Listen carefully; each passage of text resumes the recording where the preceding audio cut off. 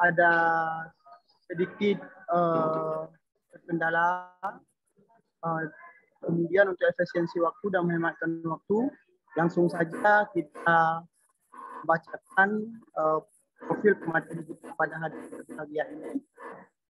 Adalah hadir bersama kita yang pertama adalah Ketua PSDA UIN Araniri, Ibu Dr. Nasriah SHGMA. Beliau merupakan dosen tetap di UIN Araniri sekaligus Ketua PSDA Aceh. Satu lagi pemateri kita yang bersama kita hari ini hadir Bapak Badri Hasan MA. Beliau Ketua Klinik Hukum UIN Araniri Banda Aceh. Untuk menghematkan waktu, kami persilakan pemateri kami untuk dapat menyampaikan materinya masing-masing dalam durasi waktu 15 menit sampai dengan 20 menit. Terima kasih kepada pemateri kami persilakan dengan segala hormat. Oke, ini apakah saya duluan atau Pak Badri ini ya? Pak Badri, Bu. Saya duluan. Ya, Ibu duluan karena Ibu sudah ready. Oke, baik. Karena kalau lihat materinya rasanya lebih cocok Pak Badri.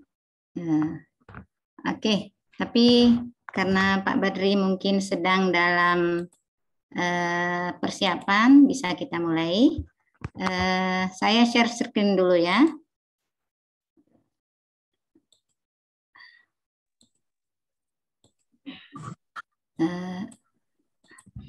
Assalamualaikum warahmatullahi wabarakatuh. Apakah dengar suara saya? Dengar. Jelas. Oke, saya ulang lagi. Assalamualaikum warahmatullahi wabarakatuh. Waalaikumsalam warahmatullahi wabarakatuh. Hamdan wa syukranillah, salatu wa salaman ala rasulillah wa ala alihi wa sahbihi wa mawalah. Asyhadu an la ilaha illallah wa asyhadu anna muhammadan abduhu wa rasuluh allazi la nabiyya ba'dah. Puji dan syukur kehadirat Allah Subhanahu wa taala, berkat rahmatnya kita bisa berkumpul di sini ya. Saya melihat wajah-wajah yang hebat ada di sini. Selain dari tokoh utamanya yaitu Kepala PSGA dan tentunya modal. Selawat beserta salam kita sanjungkan kepada junjungan kita demi besar Muhammad sallallahu alaihi wasallam yang telah membawa kita ke arah yang lebih islami. Beliau adalah khususnya bagi kaum wanita, tanpa beliau kita nggak akan bisa seperti ini. Dan itu tidak bisa dinafikan. Oke teman-teman semua, saya ambil teman-teman aja lah ya, karena ini bukan perkuliahan dan sebagaimana. Nah saya diminta judul, makanya saya mengatakan cocoknya nih saya kedua, karena seharusnya dibahas dulu tentang tema utama, tetapi karena ini nggak apa-apa, saya ambil langkah duluan, yaitu strategi. Saya diberikan judul Strategi IAIN Langsa dalam mewujudkan PTRG, belajar dari pengalaman UIN Araniri. Dan nama saya Nasriah dan saya dari UIN Araniri, saya Kepala PSGA UIN Araniri. Sebenarnya sesuatu yang merasa terhormat dan pada sisi yang lain tidak terlalu pantas saya, karena ada banyak teman yang lain yang prestasinya lebih bagus, tapi tidak ada salahnya sesama kita, ada kalanya kadang-kadang kita belajar dari yang dekat untuk bisa melangkah lebih jauh. Nah, dari judul ini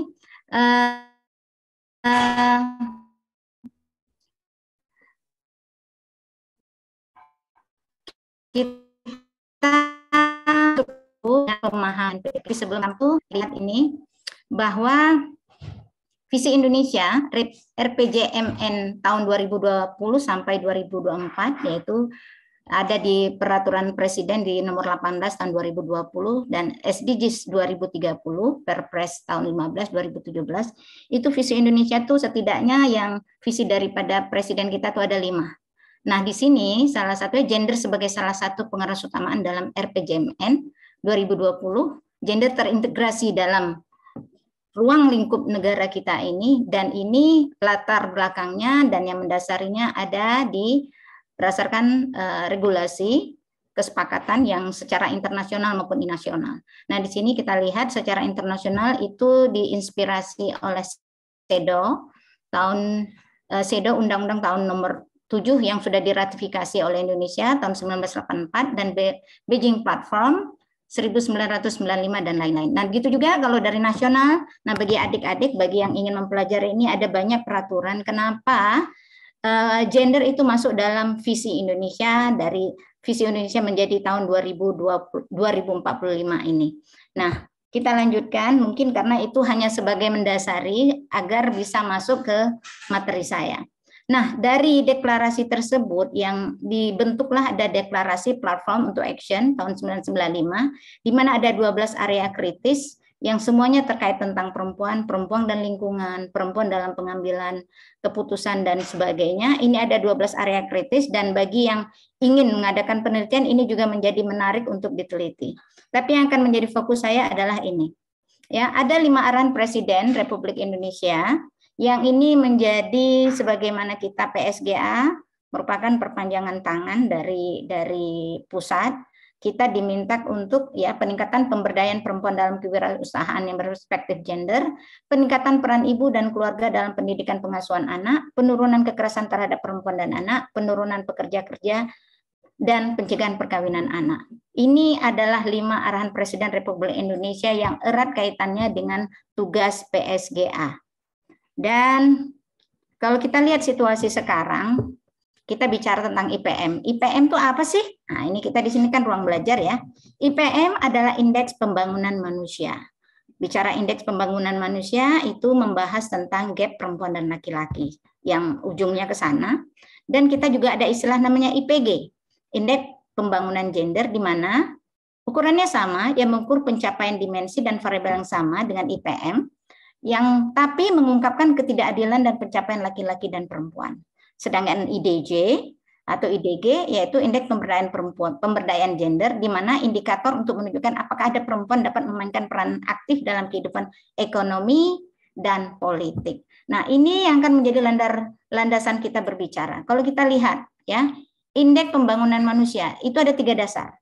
Umur yang panjang dan hidup sehat. Jadi berdasarkan statistik dilihat yang mana umur panjang dan hidup sehat, kemudian kesehatannya, kemudian pendidikannya. Nah, inilah yang disebut dengan IPM. Tapi akan tetapi, kalau kita lihat hasilnya seperti apa? Nah, inilah yang IPM Indonesia.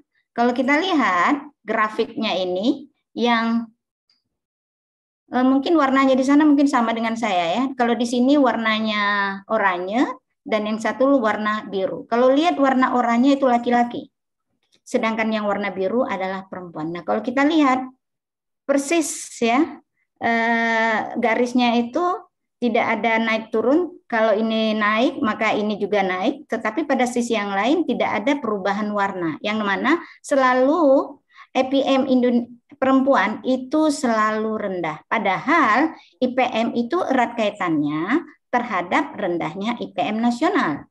IPM perempuan yang rendah itu akan berakibat IPM perempuan menjadi rendah juga.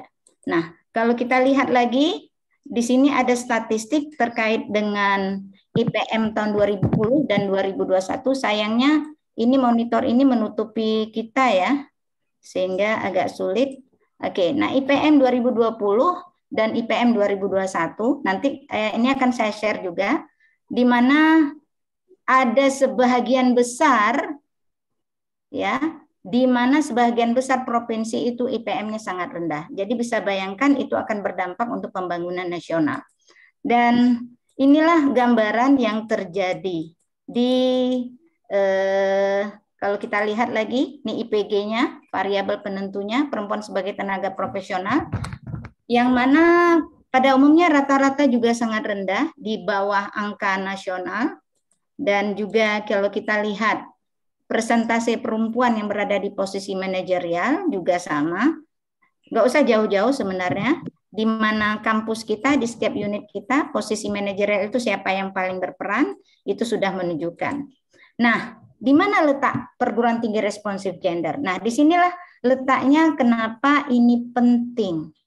Ya, maka kita kemarin ada konferensi PSGA, di mana sebuah terobosan di mana ada pemilihan PTRG, perguruan tinggi responsif gender, dan itu terus terang bagi kami para PSGA seluruh Indonesia itu menjadi titik cerah, karena selama ini nggak kita nafikan ada banyak hal kendala-kendala tidak dukungan karena dianggap itu tidak penting. Tetapi dengan adanya event ini menyebabkan hampir semua mata tertuju di sana. Nah, apakah yang dimaksud dengan perguruan tinggi responsif gender?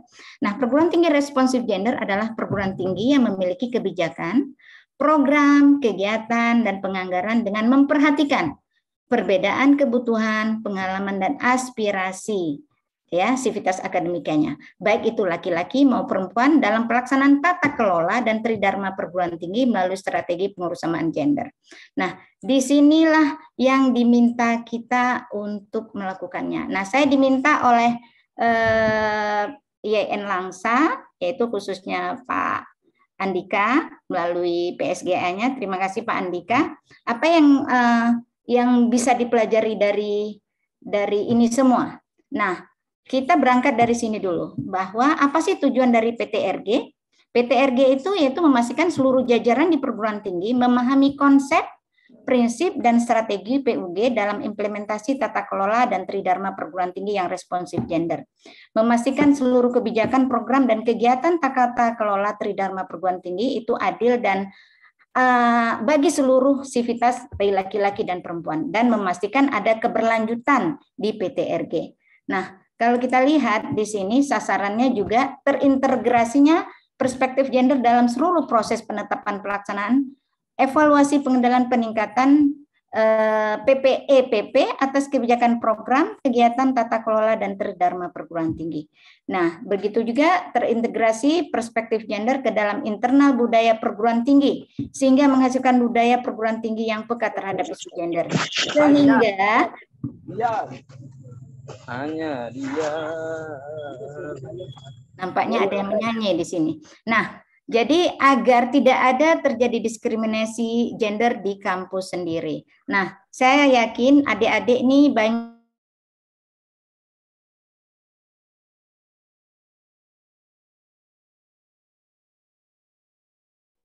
Nah, ada suaranya Ibu Nes.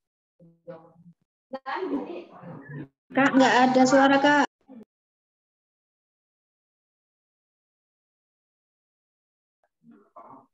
Kak Anas hilang suara, Kak Anas.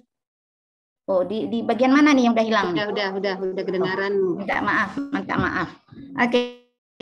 Nah, ini sebenarnya PTRG ini sangat bagus untuk kampus kita kalau kita bisa laksanakan dengan baik.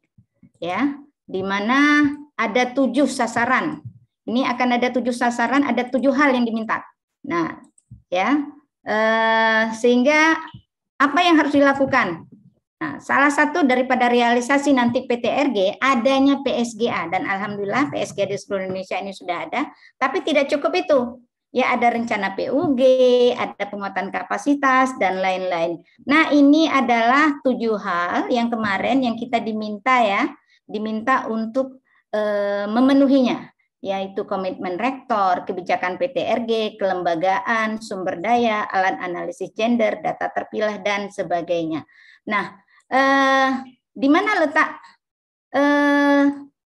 kelembagaannya? Di sini kalau saya rincikan sesuai dengan indikator PTRG kemarin, ada 7, yaitu pertama kelembagaan.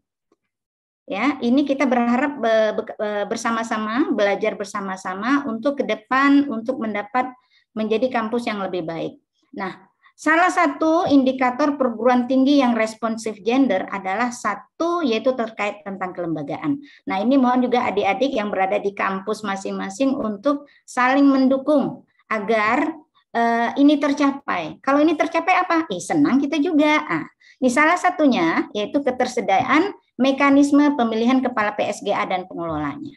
Nah, coba kita sama-sama bermuhasabah. Ada nggak pemilihan kepala PSGA-nya itu ada mekanismenya? Atau main penunjukan langsung?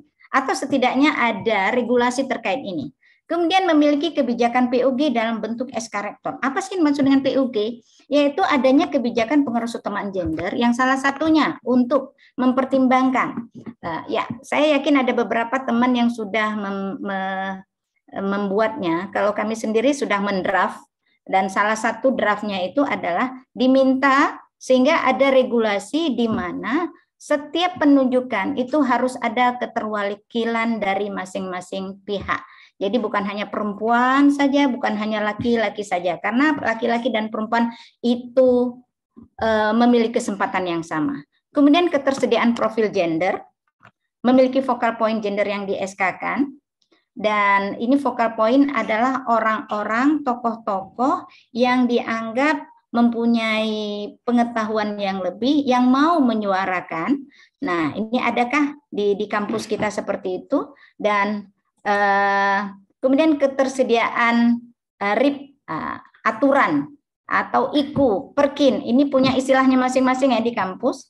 Dan kalau yang kedua, itu kampus pendidikan dan pengajaran responsif gender. Ada nggak kebijakan pendidikan yang berbentuk dalam kurikulum sehingga nanti diterapkan dalam pembelajaran? Kemudian ada nggak RPS yang responsif gender dalam 3 tahun terakhir? Ada nggak ketersediaan buku ajar? Nah, ini menjadi penting karena percuma dalam tataran tinggi, tetapi kalau di dalam tataran kelas itu tidak diberlakukan. Dan tataran di dalam kelas hanya bisa diberlakukan ketika kita juga punya perangkat-perangkat ini. Dan selanjutnya, penelitian dan publikasi responsif gender. Ini memiliki kebijakan khusus terkait penelitian, apakah ada peningkatan, kemudian apakah ada proporsinya, kemudian apakah ada pengelolaan jurnal. Nah, kalau saya lihat ya, PSGA JN Langsa termasuk hal yang sudah sangat maju karena mereka sudah mulai ada pengelolaan jurnal. Anifa ya Pak? Ya Pak Andika? Yes, ya. yes. Yang yes. saat ini mereka mengajukan ke Sinta. Kita berharap semoga berhasil dan Sintanya mendapat Sinta yang lebih baik ya. Ya. Kemudian adanya pengabdian advokasi responsif gender. Nah, ini pengabdian dan advokasi responsif gender yang mana bukan hanya penelitian terkait isu gender dan anak, tetapi juga yaitu mengadakan pengabdian yang terkait dengan isu gender dan anak. Nah, selama ini ada banyak kita melakukan penelitian tanpa mengaitkan isu ini. Padahal begitu banyak kasus-kasus tentang baik itu diskriminasi maupun kekerasan seksual itu di desa-desa di mana kita turun atau di lini-lini di mana kita turun. Dan ini penting untuk diadakan. Nah, apakah kita ada memiliki kebijakan tersebut? Apakah ada peningkatan jumlah untuk pengabdian tersebut dan berapa jumlahnya? Dan apakah PSG juga ikut mengadvokasi isu tersebut? Nah, ini juga kita diminta untuk aktif untuk melakukan itu. Dan berikutnya adalah tata kelola responsif gender. Tata kelola responsif gender itu ya salah satunya adalah mengafirmasi keterwakilan perempuan dalam bentuk posisi jabatan dan peran. Dan ini bisa dimasukkan di dalam kalau kita memiliki pedoman PUG. Kalau kita tidak memiliki pedoman PUG akan sulit tata kelola responsif gender ini. Karena hanya ada dengan regulasi lah maka ini bisa diterapkan. Sedangkan ada regulasi belum tentu ini akan diterapkan. Nah, oleh karena itu kalau boleh saya sarankan ini masing-masing kita pertama yang harus kita lakukan adalah membuat pedoman yaitu PUG ya agar ini bisa diterapkan. Sedangkan sudah ada aja kadang-kadang kita nggak menerapkan ya, memiliki kebijakan yang mengafirmasi keterwakilan perempuan dan laki-laki dari berbagai posisi jabatan peran, memiliki kebijakan yang memperhatikan hak laki-laki dan perempuan dalam kelompok difabel, memiliki fasilitas umum. Ya, terkait GESI sekurangnya 5, dalam hal ini saya mengambil aja kemarin ini ya setidaknya memiliki fasilitas yang responsif gender ya, misalnya adanya ruang laktasi, adanya ruang-ruang, tapi satu hal ya, bicara tentang responsif gender bukan hanya tentang keberpihakan kepada perempuan saja, tetapi juga kepada laki. Ada nggak ruangan khusus untuk para perokok kalau memang dibolehkan, tetapi ya itu setidaknya salah satu untuk mengakomodir. Tapi khusus ya. Kemudian memiliki kerjasama dengan instansi pemerintah menunjang implementasi PTRG, memiliki kerjasama dengan komunitas NGO, dan juga perencanaan penganggaran responsif gender. Ada nggak kita focal point terkait itu? Ada nggak SDM yang sudah terlatih, yang kita manfaatkan, yang kita berdayakan untuk melakukan pembinaan di lini kita. Nah, ini ada nggak buku pedomannya juga? Ini juga menjadi PR bagi kita bersama. Dan juga adanya penelitian dan publikasi responsif gender. Maaf, ini agak salah. Ini ya, pelaksanaan pencegahan kekerasan seksual. Nah, ini adalah poin ke-6. Poin ke-6 di mana salah satu daripada 7 yang menjadi indikator kampus yang PTRG adalah adanya pelaksanaan pencegahan dan kekerasan seksual. Nah, di sini ada nggak memiliki mekanismenya, ada nggak mengintegrasi isu kekerasan sosial, seksual dalam kurikulum dan pembelajaran, ada nggak fakta integritas, ada nggak pelaksanaan program sosialisasi melalui berbagai kegiatan. Tapi saya yakin, kalau saya lihat, YN Langsa adalah salah satu yang sudah sangat aktif terkait itu. Nah, yang terakhir yaitu penanganan kekerasan seksual terbaik, yaitu memiliki mekanisme pencegahan dan penanganan kekerasan seksual yang tertuang dalam pedoman, memiliki ULT, unit layan terpadu, kantor, SDM, dan sebagainya, memiliki focal point, memiliki data dan pencegahan penanganan kekerasan seksual. Nah, ini adalah hal-hal yang harus kita lakukan. Nah, sejauh ini apa sih yang sudah dilakukan UIN Araniri? Nah, karena kan dibilang ingin belajar dari UIN Araniri. Alhamdulillah, ini adalah beberapa hal yang sudah kita lakukan. Kalau saya lihat ada adik-adik kita yang sudah ikut bergabung, yang mereka juga menjadi saksi dari apa yang telah kita lakukan. Yang pertama yang kami lakukan adalah menyusun dan menguatkan regulasi yang ada. Terus terang regulasi yang ada itu salah satunya kita sudah memiliki SK atau KR, kalau di tempat kami namanya KR, keputusan rektor tentang pencegahan dan penanganan kekerasan seksual, itu salah satu yang ada, dan kita akan memperkuat itu yang ada. Kemudian menyusun yang tidak ada. Menyusun yang tidak ada sebenarnya ada beberapa hal yang sedang dalam proses penyusunan dan ada dalam proses sedang menunggu tanda tangan. Salah satunya adalah pedoman PUG. Pedoman PUG sudah kita susun sejak beberapa bulan yang lalu, cuman ada kendala. Kendala pergantian pimpinan merupakan salah satu kendala kenapa program-program kita agak sedikit kurang jalan kemarin. Dan kedua, menciptakan budaya yang ramah gender dan anak serta zero toleransi kekerasan seksual. Kita sebisa mungkin menciptakan budaya ini dengan selalu mensosialisasikan berbagai mendengungkan dan juga menciptakan khususnya mulai dari ruang lingkup IPSGA itu sendiri, LP2M, kita menciptakan budaya itu yang mana bahasa-bahasa supaya juga dijaga terkait kira-kira yang akan menimbulkan diskriminasi gender. Kemudian membentuk focal point berbasis fakultas. Ini adalah beberapa hal yang kita lakukan, khususnya ini di kalangan mahasiswa, kemudian mengintegrasikan hak-hak dan juga sosialisasi sosialisasi pemahaman agama yang ramah gender dan egaliter. Ini adalah beberapa hal yang kita lakukan. Kemudian anggaran responsif gender dan penyediaan sarana prasarana serta pelibatan sivitas akademi dan bekerja sama dengan yang lain. Nah, itu kan hanya dalam bentuk tataran teori, tetapi praktisnya yang sudah ada kita terkait tentang pendanaan PSGA UIN Araniri, alhamdulillah kita memiliki dana rutin yang mana dana itu kita gunakan untuk mengadakan penguatan kapasitas, pengelolaan jurnal dan lain-lain juga untuk melakukan sosialisasi. Bagaimana ini kita peroleh? Ini mungkin menjadi catatan. Setiap kita ini punya dinamika masing-masing di kampus. Nah, salah satu yang kami lakukan adalah tentu melakukan pendekatan, melakukan advokasi dengan berbagai pihak. Salah satunya bidang perencanaan. Dan alhamdulillah keberhasilan kita adalah kita bisa membuat pihak perencanaan sangat mengerti dan sangat memahami kita sehingga mereka mau memberikan alokasi khusus untuk kita.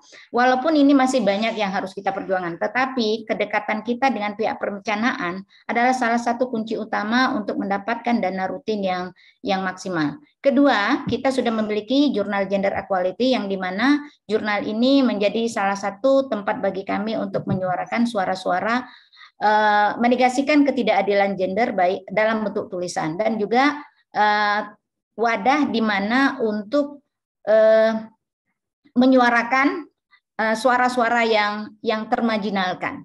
Nah, di sini alhamdulillah kita sudah sampai Sinta 3. Kemudian kita juga PSGA terlibat aktif di dalam komunitas dan NGO. Nah, salah satu kunci dalam di mana kita terlibat aktif, salah satunya adalah kita selalu berusaha hadir setiap undangan. Setiap undangan yang hadir ke kita akan berusaha mengirimkan. Ketika kita tidak bisa hadir, kita akan mengirim setiap perwakilan. Jangan pernah mengabaikan setiap undangan, karena setiap orang pasti ingin dihargai. Oleh karena itu, ketika kita ingin dihargai, maka kita juga harus menghargai orang lain. Kita juga, alhamdulillah, kita sudah memiliki focal point PPRG. Kita punya SDM yang luar biasa, yang bukan hanya di level di kampus kita, tetapi juga di level provinsi. Dan juga kita juga sudah memiliki focal point KS. Walaupun saat ini belum dilantik, tetapi kita sudah memiliki bibit-bibit tersebut. Kita dengan pengadaan gender champion yang hampir tiap tahun kita adakan, dan khususnya untuk kali ini kita mengadakan gender champion atau duta gender bagi mahasiswa. Kemudian kita juga memiliki fasilitas umum yang dalam hal ini kita sudah ada laktasi, yang dimana kita menempatkan pada 3 center di 3 fakultas, dan juga fasilitas responsif gender yang lainnya. Kita juga terlibat kerjasama dengan pemerintah, khususnya dengan Dinas Pemberdayaan Perempuan, dengan Bapeda, juga kita aktif di Baitul Mal dan banyak lainnya. Dan yang jelasnya kita sudah memiliki KR, keputusan rektor tentang pencegahan penanganan kekerasan seksual. Dan untuk membentuk ini juga nggak gampang. Kita sudah berjuang dari tahun 2019 di mana kita diawali, kemudian tahun 2021 baru terbentuk dan memiliki focal point, dan kita dari sekarang sudah memberikan pelatihan dasar kepada para mahasiswa untuk mengenai hal itu. Dan yang mungkin bisa saya katakan terakhir, kita ada dengan upaya kita ini, ya dengan perjuangan, saya yakin teman-teman yang sudah berjuang bagaimana kita mendapat PTRG tingkat pratama, ya masih dasar sih. Kita mendapat predikat perguruan tinggi responsif gender tingkat pratama. Nah, dengan semua ini, apakah mulus-mulus saja? Enggak, kita tidak mulus-mulus saja. Terus terang, ini mungkin salah satu kenapa kita masih tingkat level pratama. Masih banyak resistensi. Masih menganggap bahwa gender itu masih dalam bentuk kontroversi isu. Masih banyak yang menganggap bahwa itu bukan hal yang penting. Apalagi ketika kita dihadapkan antara akreditasi dan non-akreditasi. Kita selalu dianggap tidak penting. Nah, ketika tidak dianggap tidak penting, tentu kita menjadi orang nomor kedua. Yang berikutnya adalah political will pimpinan. Ada kalanya bisa jadi ada kaitannya, bukan bisa jadi, sebenarnya ada banyak situasi disebabkan karena mau nggak pimpinan itu mengangkat, mau nggak pimpinan itu ingin memajukan atau melakukan ini. Nah, ini banyak hal. Dan yang ketiga, pergantian pimpinan. Pergantian pimpinan merupakan kendala yang terbesar. Ya, ketika kita, apalagi kita ini baru, Win Araniri baru dari pimpinan yang lama menjadi pimpinan baru, tentu kita masih berusaha untuk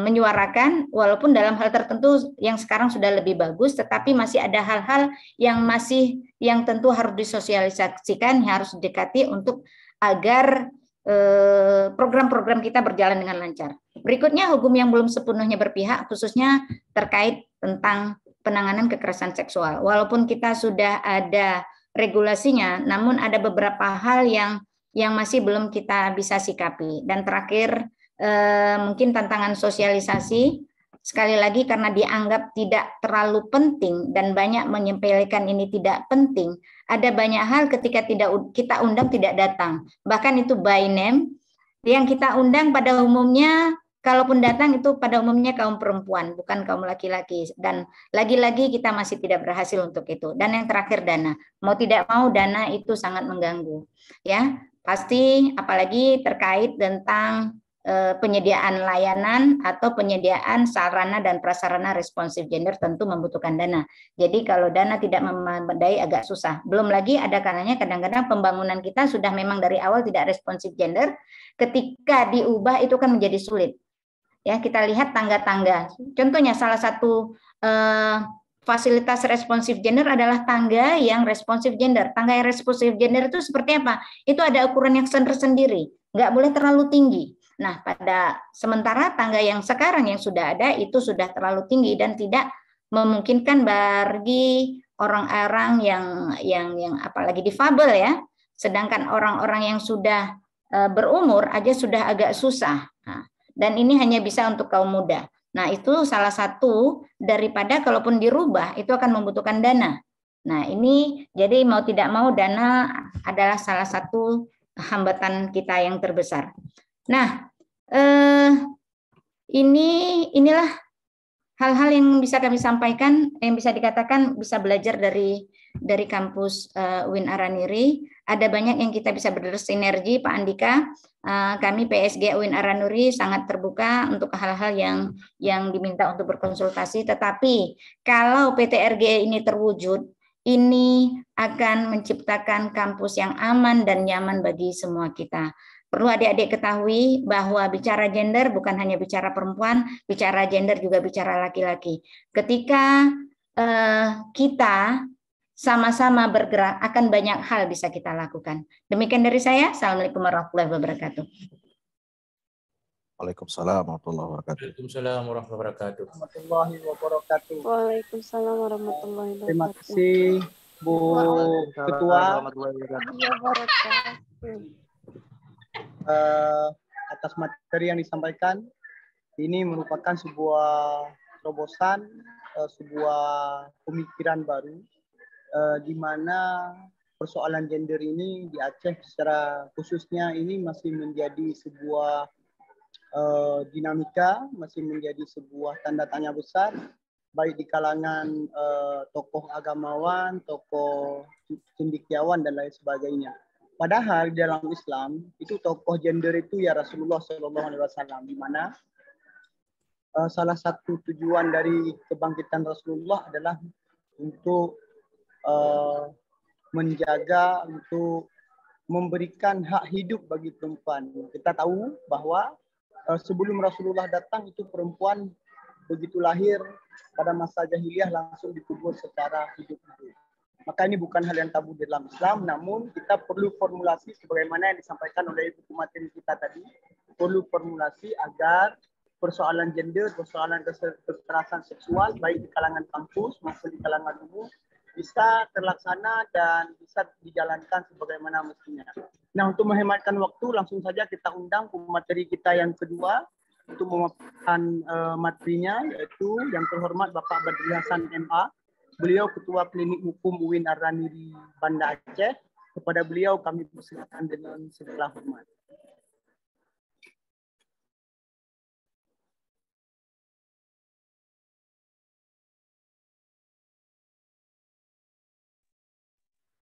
Beliau sudah ada di ruang Zoom, Pak Ketua Andika. Sudah hadir beliau. Sudah. Kami mohon kepada Bapak Pemateri.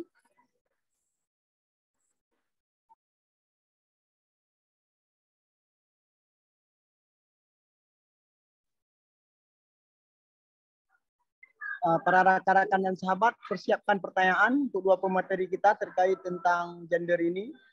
Nanti setelah pemaparan pemateri kita yang kedua, kita akan buka sesi tanya jawab, baik secara langsung maupun bisa ditulis di kolom chat kita.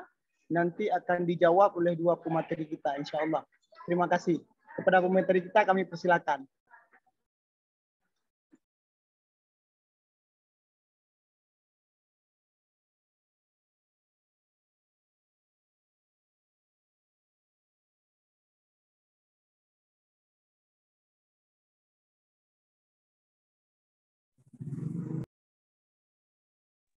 Bolehkah?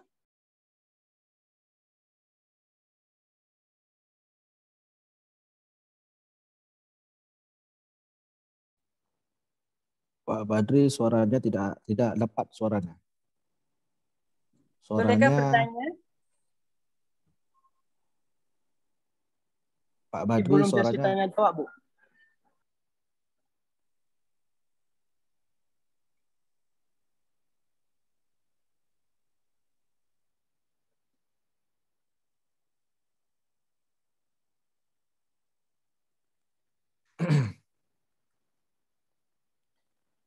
Masih sesi materi Mbak Isti.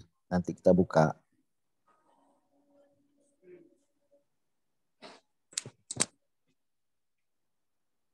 Sudahkah bertanya, Kak?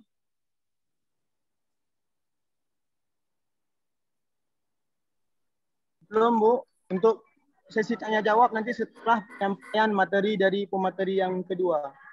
Oh iya, iya. Mohon maaf.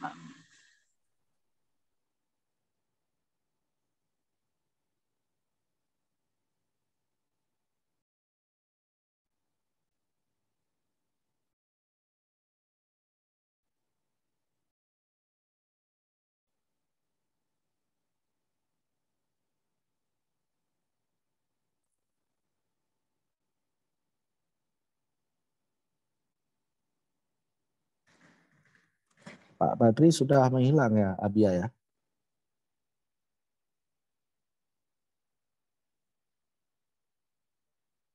Mungkin beliau sudah keluar dari Zoom.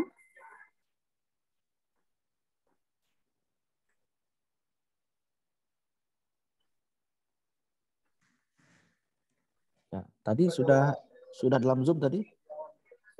Tadi sudah di Zoom, tapi sekarang kayaknya beliau sudah keluar ya.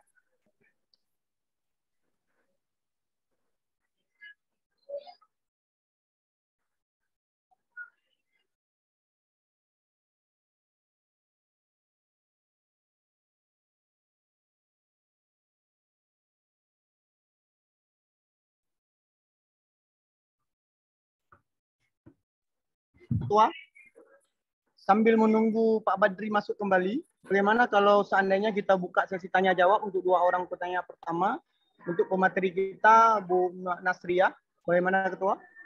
Boleh, boleh. Boleh. Itu yang bagus. Oke. Yang bagus Abia ya. Oke, untuk 2 penanya pertama mohon diangkat tangan.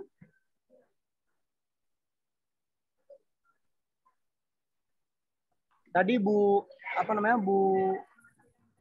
Istiada. Bu Istiada. Iya. Bu Isti. Ada yang bertanya? Oke, Sesi tanya jawab.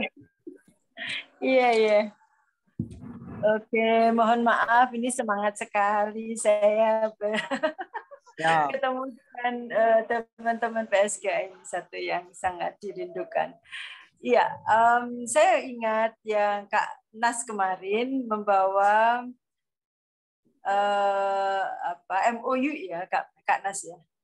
Itu salah satu langkah yang mungkin bisa untuk kita bersama-sama maju ya.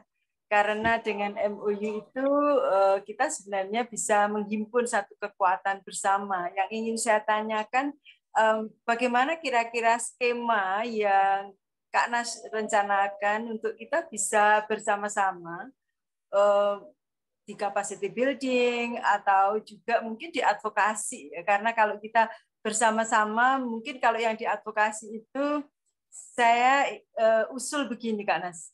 Misalnya ada kunjungan ya, saling berkunjung gitu, sehingga ada pimpinan yang mengetahui bahwa di sana ada yang seperti ini, minimal di tingkat LP2M-nya gitu. Karena mungkin sama ya, kita mempunyai kendala di beberapa titik gitu yang masih berhadapan dengan beberapa pihak yang tidak menganggap gender ini isu penting gitu, sehingga ya kalau kita berteriak sendirian kayaknya bakal agak sulit. Tetapi kalau misalnya bersama-sama mungkin akan bisa berjalan bersama. Lalu untuk hemat gitu ya, capacity building kita bisa melakukan bareng-bareng gitu. Bagaimana agar kita bisa meningkatkan kapasitas SDM kita dengan lebih cepat daripada kita mengandalkan masing-masing anggaran yang kita punya. Itu aja.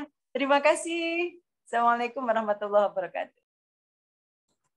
Terima kasih Bu Istiada. Assalamualaikum warahmatullahi wabarakatuh. Ini langsung saja Bu dijawab satu persatu, nanti kita buka satu lagi. Bisa Bu? Oke, bisa. Oke, terima kasih Bu. Silakan Bu. Oke, terima kasih untuk ini sebenarnya bukan bertanya Bu Isti itu. Bu Isti itu memang sudah sangat jagonya. Bu Isti hanya lebih memberikan saran untuk terkait kegiatan kita ke depan. Dan salah satu item daripada kegiatan kita memang itu salah satunya. Ada beberapa item ini mungkin para adik-adik, teman-teman yang ada di sini, kebetulan kita awal November November, lalu kita ada menjelang awal November kita ada di Palembang, di mana PSGA UIN Araniri salah satunya kita membawa MOA. Ya, MOA, dan karena MOA itu adalah salah satu yang sangat penting harus dilakukan. Selama ini kita sering melakukan kegiatan tanpa adanya MOA. Ini kita memang mungkin karena berada di bawah Kemenak sehingga kita melakukannya dengan ikhlas beramal. Sehingga ketika diminta buktinya nggak ada. Nah, oleh karena itu MOA itu menjadi penting. Nah, tetapi MOA bukannya sekedar MOA. Kira-kira desain seperti apa? Nah, desainnya ada beberapa desain yang kita sudah rancang di sana, Bu Isti. Salah satunya terkait dengan penguatan penelitian. Kita akan mendesain membuat kegiatan penelitian bersama. Ada kalanya kan kita ingin mengetahui daerah lain tapi kendala dana. Apa yang bisa kita lakukan? Nah, dengan ada kerjasama ini tanpa harus pergi ke sana, kita punya data dari teman-teman kita. Nah, begitu juga karena mau tidak mau kita ini walaupun belum sebenarnya kita ini cukup semuanya kita berkontribusi untuk akreditasi kampus, cuman kita masih dipandang sepele ya. Yang di mana kegiatan kalau itu dilakukan bersama mempunyai nilai yang lebih. Nah, kalau kita berjalan sendiri itu hanya pada sampai di tempat, kalau jalan bersama-sama kita akan mendapatkan jalan yang lebih dan manfaat yang lebih juga. Itu salah satu penelitian dan juga pengelolaan jurnal. Jadi ada banyak skema dan juga pengabdian masyarakat dan saling berkunjung untuk saling menguatkan sekaligus ingin melihat potensi yang ada juga itu mungkin salah satu yang nanti akan kita coba. Saya terus terang kami PSGA UIN Araniri dan Aceh khususnya, kami sangat ingin mengundang teman-teman ke Aceh untuk mengetahui bagaimana kita ketahui ya adik-adik kita yang ada di sini, Aceh adalah kalau bisa dikatakan lumbungnya para tokoh perempuan ya, mulai dari para ratu berturut-turut 4 ratu, bahkan ada dengar katanya 5 ratu, sebenarnya nggak hanya 4 ratu, lebih dari 5 ratu. Siapa yang tidak kenal Ratu Safiyatuddin, Zakiyatuddin, Kamalat Shah, Nakiyatuddin, siapa yang nggak kenal Malahayati, siapa nggak kenal Cut Nyadin, siapa nggak kenal Cut Mutia. Nah, terinspirasi dari saya berkunjung ke makam Kartini, menginspirasi saya untuk berkunjung dan mengidentifikasi makam-makam tokoh-tokoh perempuan di Aceh. Dan sangat sayang, cuman hanya 2 di Banda Aceh dari sekian nama. Cut Mutia ada di Aceh Utara, saya dengar. Tapi yang hanya di Banda Aceh, ketika saya tanya, makam-makam para ratu di mana? Itu tidak ada. Saya tanya para budayawan, para sejarawan, para arkeolog, mereka mengatakan juga tidak ada. Yang ada saat ini yaitu Tengku Fakinah dan Laksmana Malahayati.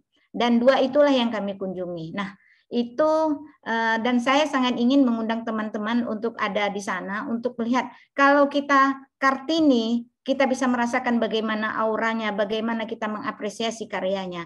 Kalau teman-teman datang ke Aceh, teman-teman pasti akan merasakan bagaimana perjuangan Laksmana Malahayati, karena kalau kita melewati sana, kita akan melewati ada benteng Indrapatra, kita akan melewati benteng Iskandar Muda, kita akan ketemu makam Malahayati yang ada di puncak bukit, kita juga akan melihat bagaimana benteng Malahayati Inong Balai yang masih dalam keadaan natural.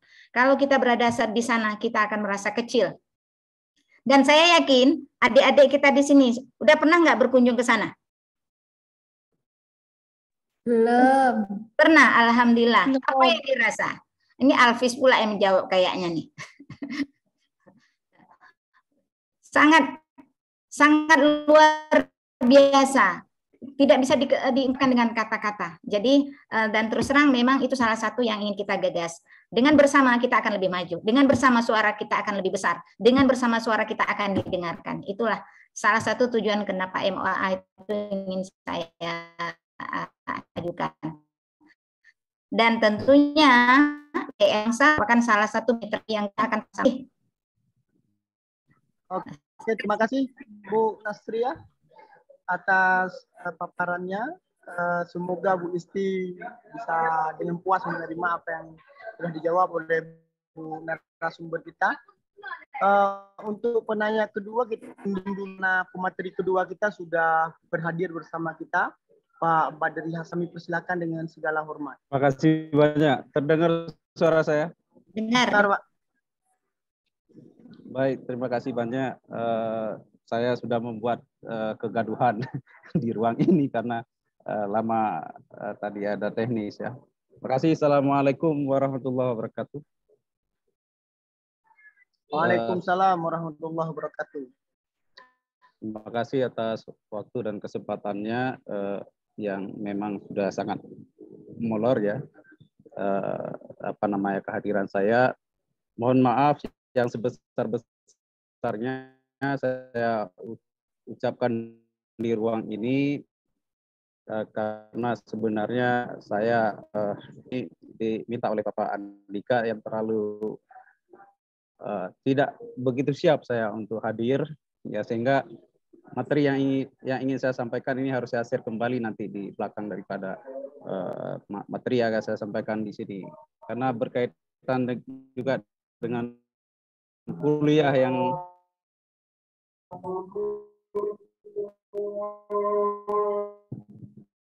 harus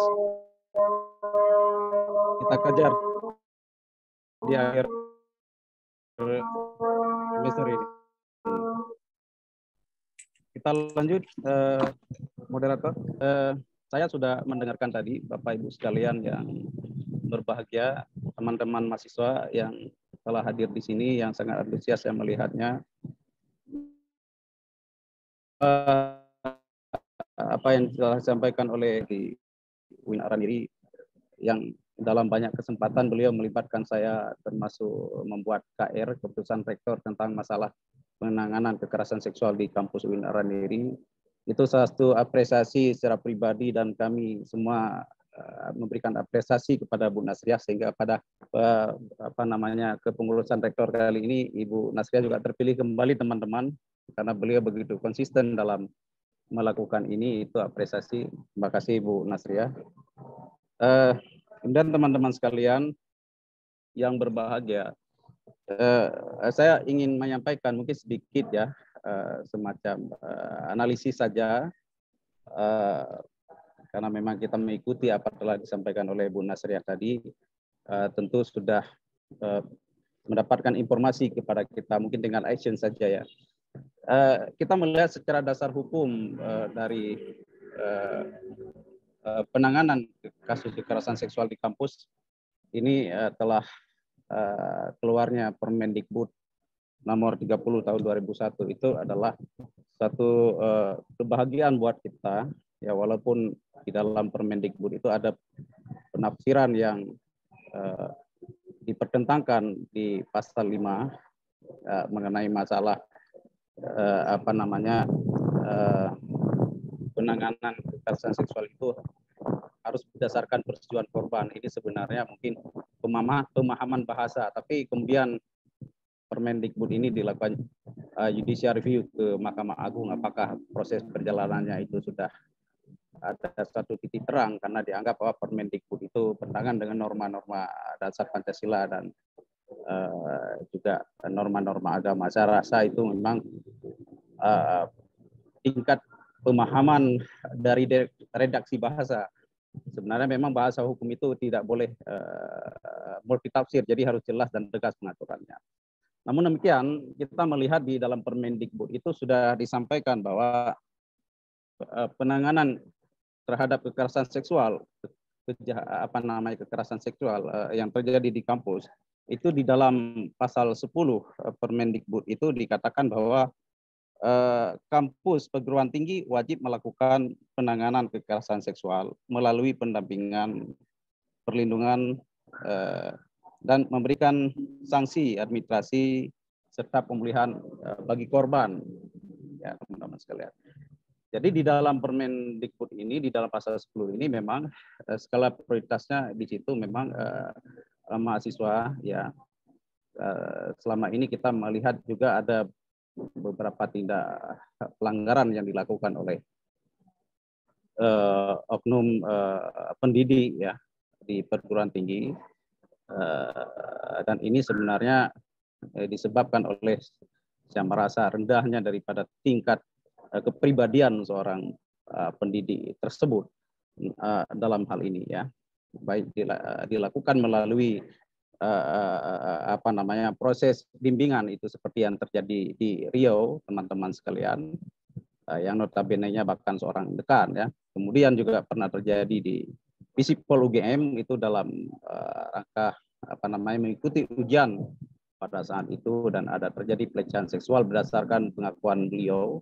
Itu juga saya update informasi di Mata Najwa, terjadi dialog antara mahasiswa itu dengan Mbak Najwa ya, Mbak Nana di situ. Dan ini adalah suatu fenomena yang memang sebenarnya tidak kita inginkan ya. Artinya kita mengatakan bahwa rendahnya daripada integritas kepribadian daripada pendidik tersebut, atau juga memang dia adalah melanggar daripada kode etik seorang pendidik yang tentunya moralnya tentu cacat saya lihat, atau alias kurang memahami prinsip-prinsip pendidikan itu pada intinya adalah suatu usaha sadar dan terencana untuk menanamkan nilai-nilai dan menumbuh kembangkan kepribadian peserta didik ya, anak kita. Jadi tentunya sebenarnya harus kita lindungi teman-teman Bapak Ibu sekalian.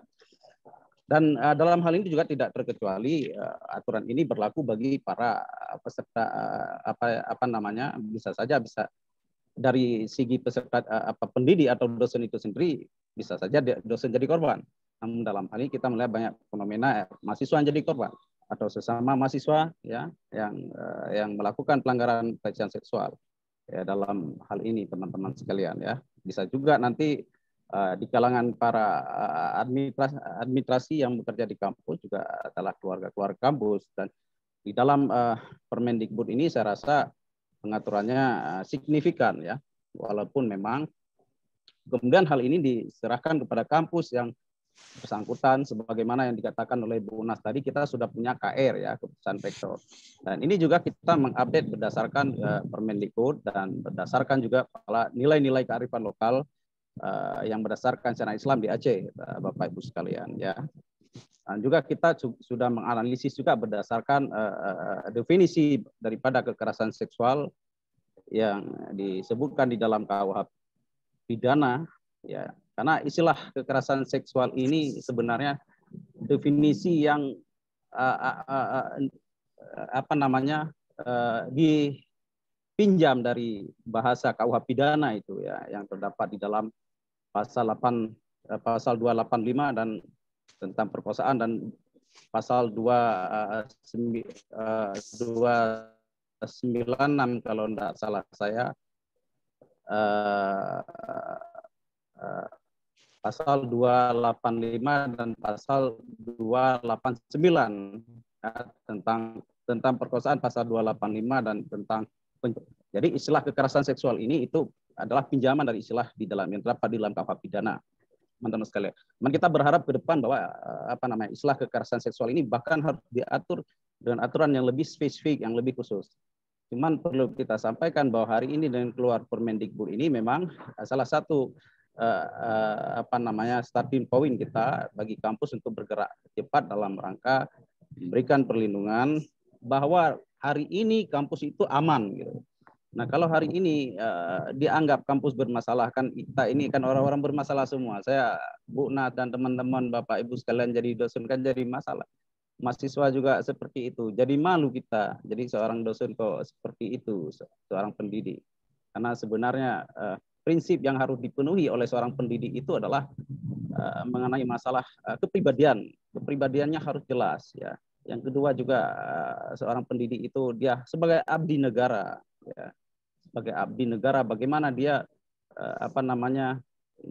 mendidik SDM-SDM yang berkualitas, yang berkompeten di bidangnya berdasarkan konsentrasi tertentu, sehingga keberadaan para mahasiswa ini adalah sebagai generasi muda ke depan ya, yang artinya dia akan mengabdi untuk bangsa dan negara ya, akan mengabdi untuk rakyat, dan juga akan menjadi pegawai-pegawai negara, menjadi petinggi negara, menjadi hakim, menjadi jaksa, ya, ya, menjadi pendidik, Menteri Pendidikan seperti Pak Nadiem Makarim kita juga ya. Itu yang ketiga tentunya juga dia perlu menjaga kode etik kelembagaan. Nah, ini sebenarnya seorang pendidik itu identik sekali ya dengan alma mater kita. Jadi tentunya ketika terjadi sesuatu kejadian-kejadian amoral ini kan malu kampus itu. Ya terkadang ini yang menjadi juga kendala dalam penegakan penanganan kasus kekerasan seksual di kampus-kampus tertentu, sehingga kampus itu terasa enggan dan ada agak malu menyampaikan ya kalau ada dosennya ya yang melakukan itu. Bahkan juga mahasiswa itu juga kalau menyatakan bahwa dosen yang melakukan pelecehan seksual ini juga dia mungkin juga tidak sampai hati ya, tapi pada intinya juga karena mungkin ada 1 dan 2 kasus itu mereka tidak tahan harus menyampaikan itu di ruang-ruang publik ya. Dan ada yang mungkin ke depan juga diharapkan ada perlindungan hukum ya terhadap yang lebih signifikan di setiap kampus ini ya, sehingga kelembagaan kita betul-betul terjaga namanya dan tidak tercoreng ya oleh hal-hal yang tidak kita harapkan. Dan kemudian yang kita harapkan juga sebenarnya kode etik seorang dosen itu juga pendidik itu harus diharapkan harus betul-betul berpikir bahwa dia untuk menanamkan dan menumbuh kembangkan pribadi pada peserta didik kepada arah yang baik. Jadi kalau memang ini terjadi di kampus itu sangat tidak kita harapkan tentunya. Jadi Bapak Ibu sekalian, adik-adik mahasiswa yang dihormati, tentu ketika ada terjadi pelanggaran terhadap ini, ya kita harapkan bahwa di kampus itu harus ditegakkan dengan kode etik secara signifikan ya. Dan di situ memang tentu di dalam kode etik itu ada hak dosen dan hak mahasiswa ya. Bahkan bukan hanya di kode etik itu, kalau kita perhatikan bahwa dari dalam hari ini yang paling penting adalah bagaimana konsisten dan komitmen untuk melaksanakan itu, sehingga tujuannya adalah semata-mata untuk menjadikan dunia pendidikan, dunia kampus itu steril dari praktek-praktek seksual yang tidak benar ya. Dan kemudian tentunya yang kita harapkan juga bahwa kampus itu aman ya dari segala hal-hal yang bertentangan dengan pendidikan asusila. Dan mengenai sanksi tentang pelanggaran itu juga di dalam Permendikbud itu diatur itu di dalam pasal 8, di dalam pasal 14 dan pasal 16, Bapak Ibu sekalian. Tentu ada bagi pelanggar yang melakukan itu, bagi pendidik itu diberikan sanksi teguran bangsa, bahkan sanksi pemecatan. Begitu juga dengan teman-teman mahasiswa. Jadi saya rasa itu saja yang perlu saya sampaikan. Tentu ada pemateri lain di sini seperti ada Pak Andika, dan saya tidak tahu ini sudah jam berapa, mungkin tidak nanti. Jadi agak tergopoh-gopoh ini beberapa kali tadi kesalahan teknis gara-gara saya diskusi bisa macet, ini yang sangat saya sesalkan. Jadi mungkin bisa kita kembangkan melalui diskusi. Saya rasa itu saja Bapak, diskusi mungkin akan lebih tenang dan rileks untuk saya bisa menanggapinya. Terima kasih banyak, lebih dan kurang saya mohon maaf. Saya akhiri billahi taufiq wal hidayah. Assalamualaikum warahmatullahi wabarakatuh. Waalaikumsalam warahmatullahi wabarakatuh. Ini materi yang sangat luar biasa, di mana Waalaikumsalam warahmatullahi wabarakatuh. Terima kasih Bapak atas materinya. Langsung saja untuk menghemat waktu, karena Zoom kita pada hari yang berbahagia ini nantinya akan kita padai hingga jam 16.00 waktu Indonesia bagian Barat. Maka untuk menghematkan waktu, sebagaimana yang telah kita sampaikan sebelumnya, kita lanjutkan di sesi tanya jawab. Nanti penanya bisa langsung menuju pertanyaannya kepada salah satu dari 2 pemateri kita yang telah berhadir pada hari yang sangat berbahagia ini. Untuk menghematkan waktu, langsung kepada penanya harap mengangkat tangan, kemudian menanyakan secara detail, kemudian secara singkat dan padat kepada Kepada penanya kami persilakan dengan segala hormat.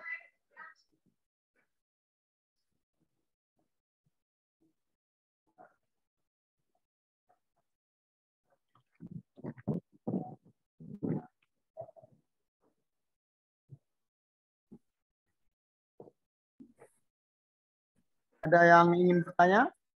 Atau jika tidak ada yang bertanya, kita minta dulu sedikit pengarahan atau statement dari Ketua PSGA IAIN Langsa, Bapak Dr. Andika. Mungkin beliau ada sedikit arahan dan pemaparan dari beliau.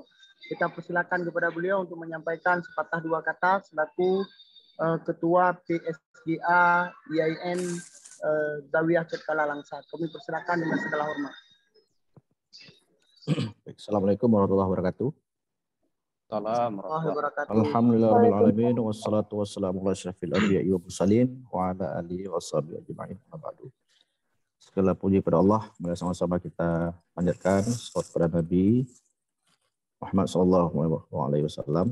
Yang kami hormati Ibu Pemateri Dr. Nasriah MA selaku Ketua PSGA UIN Araniri, kemudian Dr. Badri Hasan, Kepala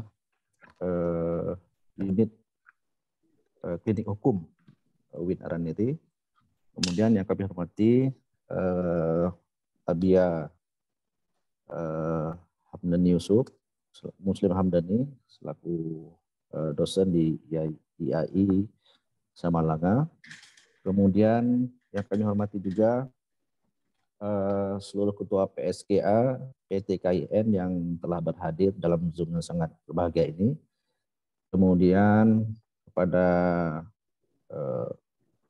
tadi saya melihat ada Universitas Teguh Umar Melabuh yang hadir. Selamat datang Bapak Ibu di Zoom PSGA IAIN Langsa.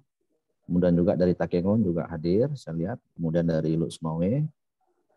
Juga saya lihat di sini ada perwakilan beberapa ketua persatuan guru NU seluruh Aceh yang hadir dalam Zoom yang sangat berbahagia ini. Juga adik-adik mahasiswa UIN Araniri, juga dari Melabuh, dan juga anak-anak kami mahasiswa yang ada di IAIN Langsa. Baik, pertama sekali terima kasih kepada dua pemateri dan moderator yang telah begitu bersemangat memberikan ilmu kepada kita semua dalam rangka bagaimana perguruan tinggi responsif ini betul-betul membumi ya di setiap perguruan tinggi yang ada di seluruh Indonesia, khususnya di Aceh. Berbicara Aceh ini kan agak spesialis ya, kalau kata Dr. Badri tadi. Kita punya peraturan Menteri Agama, punya peraturan gubernur ya, juga ada dewannya, juga kita juga punya apa yang disebut dengan MOU Helsinki. Nah, untuk kampus sendiri di IAIN Langsa, kami sangat berterima kasih kepada Kak Nas yang telah bersedia waktunya, walaupun ini kita lihat Kak Nas sibuk sekali. Beliau ini sudah menjadi perwakilan PTRG seluruh Indonesia untuk Aceh. Jadi kami di IAIN Langsa ini harus banyak belajar dari beliau. Nah, kita di Kementerian Agama kan sudah punya peraturan Menteri Agama 73 tahun 2022 tentang penanggulangan kekerasan seksual di kampus. Nah, pengalamannya Langsa, draft itu kita sudah buat dan alhamdulillah draft peraturan rektor terkait kekerasan seksual di kampus insya Allah akan segera ditandatangani oleh Pak Rektor.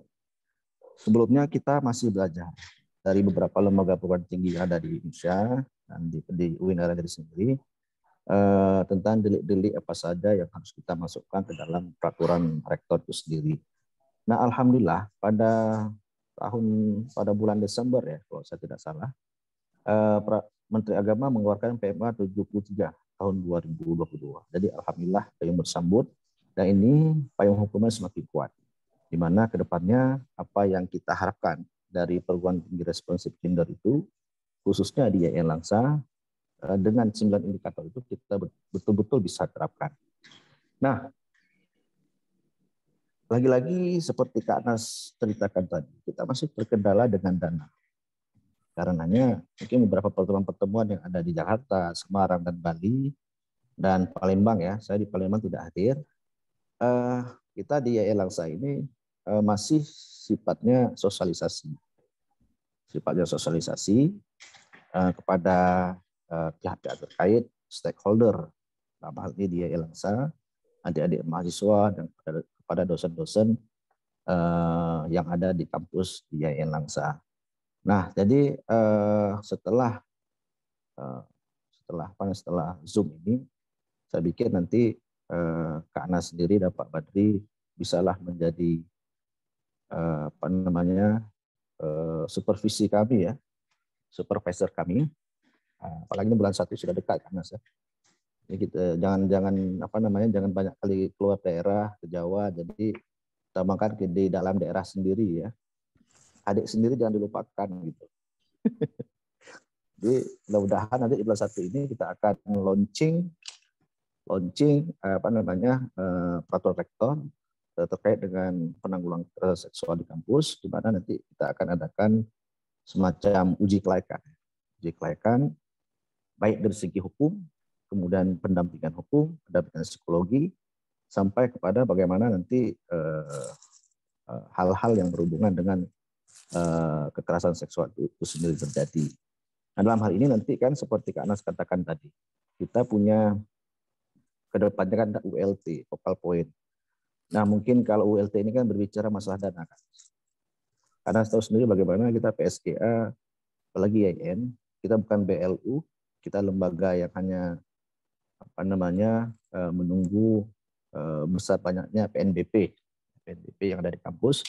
Karenanya kami sendiri dari YN Langsa, insya Allah besok kita akan ada pertemuan dengan JRS. JRS ini adalah lembaga NGO yang ada di Yogyakarta. Mereka meminta kita untuk menanggulangi kekerasan seksual yang ada di kamp pengungsian, ada di Usnawi. Jadi insya Allah besok kita ada MOU, dan mungkin ya dengan cara ini kita bisa masukkan kembali program-program yang ada di kampus untuk bisa ditindaklanjuti oleh JRS. Bapak Ibu sekalian, Bu Pemateri, selanjutnya adalah ada 9 indikator PTRG itu, perguruan tinggi responsif gender, seperti yang sudah dijelaskan oleh Kak Anas. Alhamdulillah kita sudah melaksanakan beberapa poin PTRG itu sendiri ya. Yang pertama adalah perguruan tinggi responsif gender, yang insya Allah akan dibuktikan dengan SK Peraturan Rektor. Yang kedua, jurnal gender PSGA YAI Langsa, dalam hal ini disebut dengan ANIFA, yang insya Allah akan diakreditasi tahun depan. Ya, mudah-mudahan dapat cinta-cinta ya, cinta 3 atau 4. Karena saya lihat penulisnya banyak dari luar di Kanas. Dari YAI Langsa sendiri 1 atau 2. Saya lihat dari Malang juga ada, Jogja, Paraniri juga ada. Nah, kemudian adalah yang lainnya zero tolerance ya. Zero tolerance ini kita akan promosikan secara masif dengan sosialisasi melalui adik-adik BEM dan mahasiswa baru, sehingga beberapa poin-poin yang terkait dengan PMA 73 atau 2022 ini memang betul-betul tidak terjadi ya, terkait dengan kekerasan seksual yang ada di kampus. Nah, selanjutnya adalah untuk ULT, unit layanan terpadu ini. Unit layanan terpadu ini kan dia identik dengan satu badan otonom ya, badan otonom. Apakah itu melekat dengan PSGA itu sendiri, atau dia itu sebagai task force. Nah, ini menjadi sebuah perdebatan dan diskusi kita. Tapi karena mungkin terkait dengan dana, mungkin ya PSGA YAI Langsa mungkin akan lebih membentuk task force karena lebih terjangkau dan lebih irit ya, dan itu mungkin nanti anggotanya itu nanti perwakilan dari rektor, senat, kemudian dekan dan para para pemangku jabatan lainnya. Nah, saya pikir itu saja Kak Anas dan Pak Badri, Pak Muslim, bahwasanya PTRI ini sangat penting dan kita belajar dari UIN Araniri karena UIN Araniri mendapat penghargaan ya di Palembang, dan mudah-mudahan tahun depan YIL Langsa akan mendapat juga penghargaan dari Kementerian Agama, di mana kita sudah menerapkan perguruan tinggi responsive leader dengan melunasi beberapa indikator yang sudah kita kerjakan. Terima kasih kepada semua peserta. Saya pikir saya kembalikan lagi kepada Bapak Ibu materi. Allahumma fiq ila aqwamit thariq. Assalamualaikum warahmatullahi wabarakatuh. Waalaikumsalam warahmatullahi wabarakatuh. Bapak Ibu, para peserta, rekan-rekan semua yang sudah berhadir di ruang Zoom ini sudah ada 2 penanya yang sudah mengangkat tangan. Pertama Mustafa SPD, yang kedua Teguh Kesanda, Ketua PC Purgunung Aceh Besar. Nah, untuk sesi bertanya pertama kita berikan kepada Bapak Mustafa SPD. Mohon dipertanyakan secara singkat dan jelas dan padat agar waktu kita lebih efisiensi. Terima kasih. Kami persilakan. Assalamualaikum warahmatullahi wabarakatuh. Waalaikumsalam. Sebelumnya saya ingin memperkenalkan diri. Saya Mustafa dari Aceh Utara, alumni dari YIN Luxmoy. Sebelumnya saya ingin berterima kasih kepada pemateri yang bernama Bu Nasria, Pak Badri Hasan, dan Dr. Andika yang telah menyampaikan materinya. Yang ingin saya tanyakan ini kepada Ibu Nasriah ya. Bisakah dijelaskan secara rinci penyebab yang paling sering terjadi kasus-kasus asusila di lembaga kampus? Ya, mungkin ini saja dari saya. Assalamualaikum warahmatullahi wabarakatuh. Assalamualaikum warahmatullahi wabarakatuh. Bu, ini langsung kita persilakan Bapak Kasanda untuk bertanya, nanti sekaligus dijawab. Kami persilakan Pak Kasanda. Baik, terima kasih Abia. Hari ini alhamdulillah Abia bertindak sebagai moderator. Saya mulai. Assalamualaikum warahmatullahi wabarakatuh.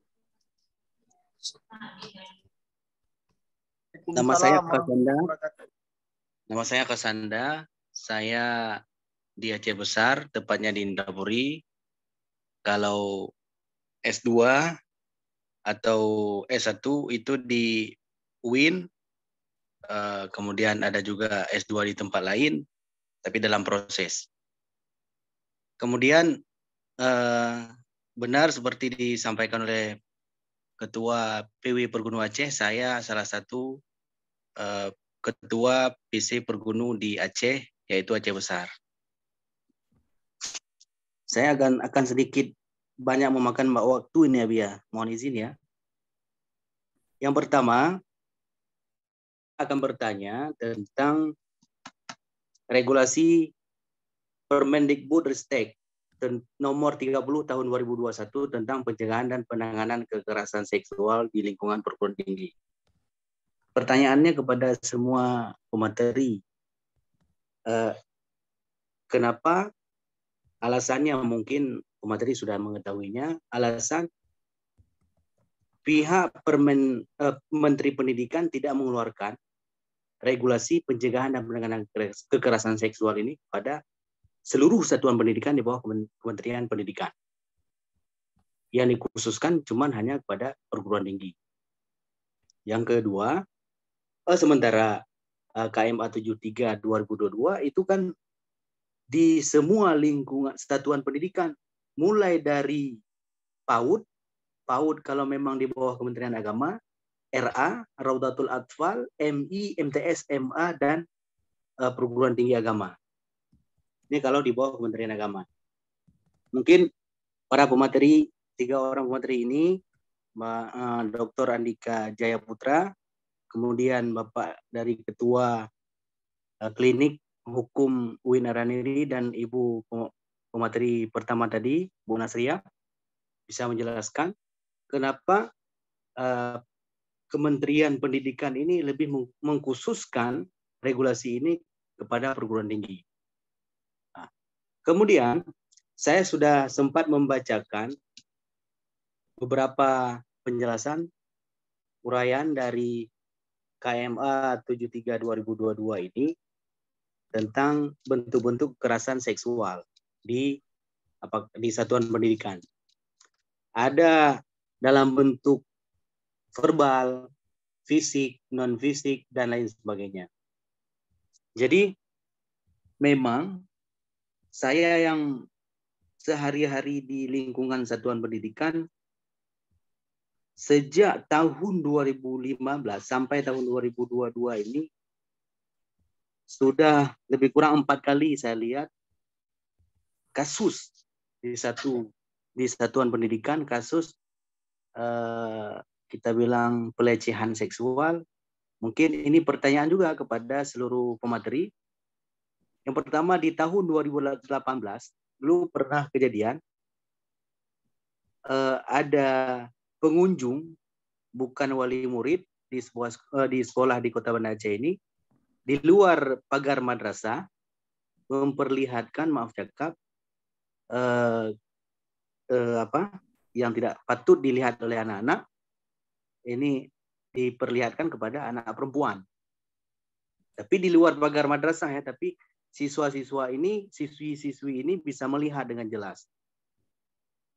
Karena jaraknya agak di belakang, posisinya agak di belakang sekolah, sehingga luput dari penglihatan guru-guru. Siswa berteriak, melaporkan ke guru, lalu kami tangkap. Yang melakukan itu kita tangkap, kita bawa ke dalam sekolah.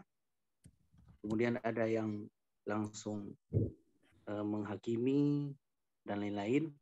Sampai saya ke situ, ini agak bercerita sedikit, sampai saya ke situ, saya meredamkan, kemudian melerai, bertanya satu demi satu, apa penyebabnya, dari mana, kamu siapa. Dia bahkan PNS dia si PNS di lembaga apa namanya? Kodim, di Kodim. Dia PNS Kodim. Tapi perbuatannya tidak terduga. Kesimpulan, kita panggil kecil orang tuanya, kita pertanyakan, dan kita tidak membawa ini ke ranah hukum karena di situ sekolah itu banyak anak polisi, langsung datang polisi dari Polres, dari Polsek. Kita tolak. Kita punya cara lain, kita bisa menyelesaikan secara kekeluargaan. Karena ini memang kalau memang pelecehan, apakah ini dalam bentuk verbal, apakah pelecehan dalam bentuk apa? Karena ini memang tidak disentuh siswanya. Ini pertanyaan kepada, ini saya mohon tanggapan kepada ketiga pemateri.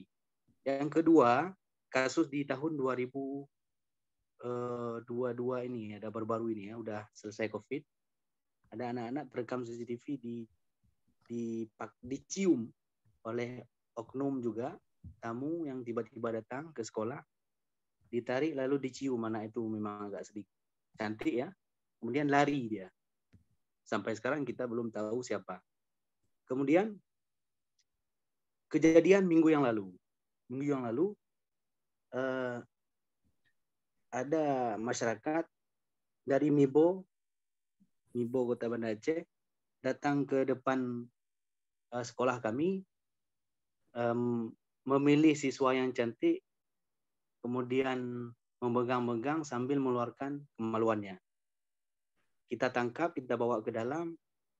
Karena saya belum sempat ngomong apa-apa, ditarik sama anggota Kapolsek, karena memang rame wali murid yang polisi yang jemput-jemput, langsung ditarik, langsung dibawa ke Polsek.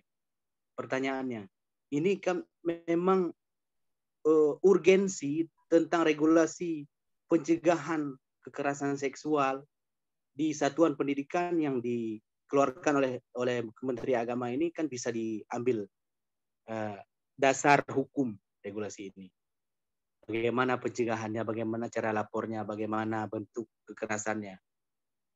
Sementara di Permendikbud, di Kementerian Pendidikan tidak seperti KMA, dia khusus kepada perguruan tinggi.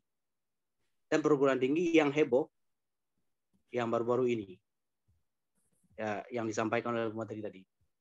Nah, memang mungkin ada banyak kasus, tapi tidak timbul ke permukaan. Tapi ketahuilah, kalau di dunia sekolah, MSen, MA, MI, SD, itu banyak. Kita tidak tahu bagaimana spesifikasi setiap kasus, tapi itu ada. Saya sudah mengalaminya. Pertanyaannya lagi, ketika ada regulasi ini, ada 2 regulasi, kemudian kita dihadapkan dengan leg spesialis tadi, disebutkan sama Dr. Andika. Kita di Aceh ada kanun, kita di Aceh ada penanganan khusus kalau memang itu mengarah kepada zina, mengarah kepada bagaimana ini menyikapi hal ini agar regulasi tidak tumpang tindih, efektivitas pelaksanaan kita jalankan regulasi yang ada ini efektif, efisien, tidak ada yang merasa dikorbankan, kemudian kanun Aceh yang menjadi dasar hukum kita di Aceh dapat kita jalankan, kemudian regulasi dari KMA 73 ini bisa, dan Permendikbud ini bisa terlaksana. Mungkin bisa dirangkumkan pertanyaan saya tadi, mungkin agak sedikit banyak. Terima kasih kepada para pemateri. Saya akhiri, wallahul muwaffiq ila aqwamit thoriq. Wassalamualaikum warahmatullahi wabarakatuh. Assalamualaikum warahmatullahi wabarakatuh. Ini pertanyaan yang cukup bagus. Terima kasih Tengku Pasanda. Ditujukan ke ketiga pemateri kita pada hari yang berbahagia ini. Jadi untuk menghematkan waktu, kita persilakan. Ini siapa yang duluan menjawab? Bu Nasria atau Pak Badli dulu? Boleh. Oke, baik. Terima kasih, Bu. Dipersilahkan. Nah, terima kasih. Wah, luar biasa pertanyaannya nih. Mungkin pun ada beberapa hal yang menjadi diskusi, akan menjadi PR mungkin ya. Oke, mungkin saya mulai dari Pak Mustafa dulu. Apa penyebab utama kekerasan seksual terjadi di kampus? Pada umumnya terjadi itu kalau kita lihat dari sudut itu adanya relasi kuasa yang timpang.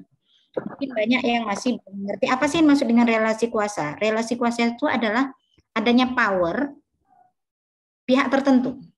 Yang sering kan terjadi antara dosen dengan mahasiswa. Itu relasi kuasa. Dosen mahasiswa mau tidak mau walaupun dalam posisi ini dosen mahasiswa itu masing-masing punya posisi. Tapi kalau ada seperti lapisan kuasa di situ, yang mana mahasiswa mau tidak mau di bawah otoritas dosen, yang mana mereka membutuhkan sesuatu dari dosen itu, dan itu sering dimanfaatkan dan disalahgunakan. Jadi seringnya yang menjadi kendala pertama, yang menjadi penyebab utama adalah relasi kuasa, ya, yang mana si pelaku itu memiliki sesuatu yang tidak dimiliki oleh si korban sehingga bisa memanipulasi kekuasaannya itu untuk keuntungan pribadinya yang dalam hal ini ya kekerasan seksual. Ya, itu utama. Misalnya berapa banyak kasus ya kita juga sudah mendengar seringnya pada proses bimbingan. Bimbingan apakah bimbingan skripsi maupun mata kuliah yang kebetulan tidak lulus. Oke, kamu kalau mau lulus datang ke tempat sini, ruang sini. Nah, dan biasanya yang menentukan waktu itu adalah si dosen. Dan biasanya pelaku itu akan menyuruh di tempat yang sepi dan di mana tempat-tempat sepi, sunyi, yang mana tidak banyak orang. Jadi sering yang bermain adalah relasi kuasa. Itu sering di kampus. Nah, bisa bayangkan kalau itu berlapis-lapis. Ya, relasi kuasanya itu ada lapisan-lapisan. Apakah sesama teman ya juga, dan biasanya pacaran juga termasuk salah satunya. Awalnya biasa aja teman, tetapi ketika udah menjadi pacaran, itu relasi yang mana si cowok akan bisa menentukan nasib si cewek. Yang seringnya di kasus-kasus kampus, ya kasus kekerasan seksual itu terjadi selama pacaran, ya Dan juga proses bimbingan itu adalah kasus-kasus yang sering terjadi, dan itu beberapa hal yang terjadi. Yang kedua, selain itu penyebab utama, adanya kurangnya dukungan keberpihakan pada korban. Nah, seringnya kalau korban mengadu, ya, itu selalu dikonotasikan dari sekian banyak orang, kenapa kamu? Pasti kamu gatal ya, pasti kamu ini ya, pasti pakaian kamu ini ya. Nah, sering padahal untuk mengadu itu perlu kekuatan yang besar, keberanian besar. Nggak gampang, karena itu ada kaitannya dengan dirinya. Nah, seringnya kalau misalnya kasus itu muncul ataupun disuburkan disebabkan karena itu. Dan yang ketiga, ya payung hukum yang belum komprehensif. Nah, ini setidaknya 3 hal yang menyebabkan kenapa menjadi penyebab utama dari kekerasan seksual di kampus, dan itu ada banyak. Nah, untuk Pak Kasanda tadi yang kedua. Yang bertanya tadi siapa? Ya Pak Kasanda. Oh, Pak Kasanda. Pak Kasanda, terima kasih. Wah, ada banyak pertanyaannya ini ya. Oke, apakah di sini katakan Permendikbudristek kenapa hanya di perguruan tinggi? Tidak, Pak. Sekarang sudah digagas, Pak. Ya, sedang digagas. Mungkin belum selesai aja, ya. Tapi terus terang pemerintah makin lama makin sadar bahwa, dan sebenarnya juga penelitian dan yang tahu juga yang catatan tahunan oleh Komnas Perempuan sudah menunjukkan bahwa kalau kita lihat justru institusi pendidikan adalah salah satu tempat subur di mana terjadi kekerasan dan pelecehan seksual. Mulai dari tingkat yang paling rendah sampai tingkat yang paling tinggi. Mungkin kenapa muncul yang kampus pertama ya karena kampus yang terdiri orang dewasa yang sudah mengerti akan haknya. Mungkin itu makanya dia bersuara, sedangkan yang di bawah harus kita perjuangkan untuk bersuara. Tapi alhamdulillah pemerintah sedang menggagas itu, Pak. Mungkin hanya saja mungkin belum selesai, sehingga belum terlalu disosialisasikan. Ya, kami dengan beberapa teman sudah mendengarkan, ada beberapa pihak sedang untuk itu. Jadi terima kasih, keprihatinan kita bersama itu akan sangat membantu untuk mungkin tidak bisa menghentikan, tapi setidaknya bisa mengurangi derasnya arus ini yang kadang-kadang mungkin nggak bisa kita hentikan. Nah, berikutnya ekshibionis itu jenis apa? Kalau menurut saya ini ada, kalau kita lihat dari undang-undang TPKS yang baru dipublikasikan, yang disahkan, itu ada beberapa yang mungkin bisa menjadi rujukan kita bersama. Itu dikatakan bahwa ada beberapa jenis yang dimaksud dengan kekerasan seksual. Yang kalau di Undang-Undang TPKS tidak dijelaskan, cuman dia memberikan bentuk-bentuk contoh-contoh. Ya, jadi beberapa diantaranya mungkin itu termasuk pelecehan seksual non fisik, Pak. Yang ekshibionis itu kan tipe-tipe orang ekshibionis, Pak. Itu memang cukup banyak, ya, tanpa harus menyentuh orang, ya, tetapi dia menunjukkan. Nah, ini mungkin salah satu bentuk yang bisa kita ambil, karena kalau kita lihat jenis-jenis daripada tindak kekerasan seksual, ini ada pelecehan seksual non fisik, ada pelecehan seksual fisik, kemudian kalau pelecehan seksual fisik mungkin enggak, karena enggak bersentuhan. Ya, pemaksaan kontrasepsi tentu enggak, pemaksaan sterilisasi juga enggak, perkawinan juga enggak, penyiksaan juga enggak, eksploitasi juga enggak, perbudakan juga enggak. Seksual berbasis elektronik juga enggak, karena kan dia tidak menggunakan teknologi. Tapi mungkin kita bisa jerat melalui pelecehan seksual non fisik, Pak. Ya. Dan selain itu ada beberapa lagi kategori termasuk dengan tindak pidana kekerasan seksual. Mungkin nanti akan saya share di sini ya, Undang-Undang TPKS yang bisa menjadi rujukan kita bersama. Perkosaan, perbuatan cabul, persetubuhan, perbuatan cabul terhadap anak, yang itu mungkin salah satu yang cium pipi itu salah satunya adalah termasuk pelecehan, Pak. Cuman kan dalam hal tertentu ada kita sendiri ada sebuah perbuatan itu yang dalam kategori ringan sampai ringan, pun ada ringan sekali, ringan, sangat ringan, atau udah cenderung berat atau sangat berat. Itu mungkin tergantung seperti apa, ya Pak. Dan yang terakhir, ya memang Itulah alasan mengapa saat ini kan sedang ada upaya revisi kanun ya, revisi kanun dalam artian bukan artinya merubah dalam artian tidak setuju, karena mau tidak mau walaupun kita terinspirasi dari ayat dan hadis kanun yang ada di Aceh, tapi dalam hal tertentu itu kan buatan manusia, pasti ada salah silap yang mungkin yang tidak sesuai dengan situasi, apalagi dengan pengalaman yang saat ini atau konteks yang saat ini. Nah, terus terang dalam hal ini ada beberapa yang sudah sedang diupayakan untuk tidak tumpang tindih. Contohnya sekarang ini malah sedang digagas yang seharusnya boleh memilih antara cambuk dengan hukuman penjara, sekarang ini malah diperberat ya, selain hukuman penjara juga dicambuk. Itu jadi menurut saya gebrakan-gebrakan itu adalah sesuatu yang bagus. Mungkin ini Pak Badri yang lebih ngerti ya, karena Pak Badri itu justru yang di bidang hukum. Saya ini hanya orang yang mengamati, yang mengikuti, tetapi yang sangat mengerti hanyalah orang-orang yang sangat yang memang tupoksinya atau bidangnya memang di bidang hukum.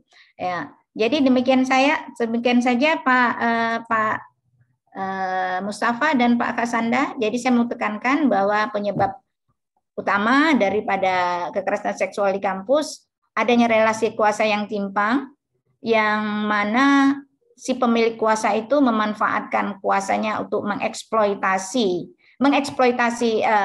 memanfaatkan kuasanya itu untuk kepentingan pribadinya, ya. Kemudian kurangnya dukungan keberpihakan kepada korban dan juga payung hukum yang masih kurang tegas. Selanjutnya, untuk Pak Kasanda, jangan khawatir, saat ini sedang digagas, mungkin pun hampir selesai, tentang bahwa bukan hanya perguruan tinggi juga, termasuk juga Kemenak. Kemenak sekarang ini bukan hanya untuk tingkat perguruan tinggi, sedang digagas juga sampai tingkat lini bawah. Bahkan juga pesantren sedang digagas, semua pendidikan, lembaga pendidikan diharapkan tidak adanya kekerasan seksual. Tidak ada terjadi kekerasan seksual, karena faktanya ada banyak kekerasan seksual bukan hanya di perguruan tinggi umum, agama, bahkan di pesantren sekaligus. Dan eksibisionis merupakan jenis yang mungkin saya anggap, kalau saya lihat di situ adalah kekerasan yang non fisik. Demikian dari saya. Assalamualaikum warahmatullahi wabarakatuh. Salam, terima kasih. Assalamualaikum warahmatullahi wabarakatuh. Terima kasih. Mungkin ada penambahan dari Pak pemateri kita, Pak Bardi dan Pak Dr. Andika.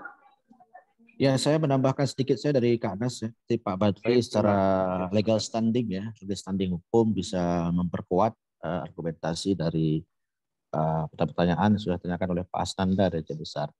Jadi seperti Kak Anas bilang tadi, memang yang paling kuat itu kan relasi itu, ya kan, kuasa relasi itu. Jadi saya pimpinan, ada bawahan, saya bisa melakukan apa saja, seperti itu ya. Jadi sangat sering terjadi sebenarnya. Tidak hanya di lembaga pendidikan, di mana saja terjadi, termasuk di Pak Asnanda bilang tadi, di sekolah, di dayah, di pesantren, ya, di perguruan tinggi, ya, jadi semua bisa terjadi Pak Asnanda. Tapi kalau melihat dari pertanyaan Pak Asnanda tadi, kenapa banyak di perguruan tinggi? Menurut yang kami ketahui, seperti Kak Anas bilang tadi, dari 27% kasus terjadi di perguruan tinggi itu terjadi pada tahun 2015 sampai tahun 2020. Nah, jadi dari tahun 2015 sampai tahun 2020 itu menunjukkan kekerasan seksual itu berasal dari lembaga pendidikan perguruan tinggi. Khususnya 27% itu terjadi di perguruan tinggi. Jadi persentase lainnya, lain lagi kan bisa kita hitung sendiri, tapi belum begitu mengemuka ya. Nah, di perguruan tinggi sudah terdapat 27%. Jadi terkait dengan itu sendiri mungkin ya, Kementerian Pendidikan mengeluarkan Permen ya, nomor 30 tahun 2021 tentang kekerasan seksual. Nah, jadi saya pikir ini penting karena kenapa? Karena memang kalau kita bisa sebutkan sekarang kita sudah ada istilah baru, tsunami ataupun pandemi ya, pandemi kekerasan seksual yang terjadi di Indonesia. Nah, untuk Aceh sendiri berbicara masalah kanun, Ini kan juga belum selesai. Masih ada perdebatan, masih ada diskusi bagaimana kearifan lokal kita ini bisa juga kita jalankan sembari bagaimana juga peraturan yang dari pusat juga bisa kita eksekusi. Saya pikir begitu Pak Asnanda, nanti akan diperkuat oleh Pak Badri, ya, Dr. Badri selaku orang hukum ya, orang hukum ya Pak, ya, terima kasih akan perkuat legal standingnya ya, seperti itu. Terima kasih, saya kembalikan. Terima kasih Pak Ketua PSDA YIN Zawiyah Dutala yang telah menambah jawaban apa yang memperkuat apa yang telah disampaikan oleh Bu Ketua PSDA UIN Ar-Rani di Banda Aceh. Nah, mungkin ini yang terakhir kita minta masukan atau jawaban dari pakar hukum kita, Bapak Badri. Kami persilakan. Terima kasih.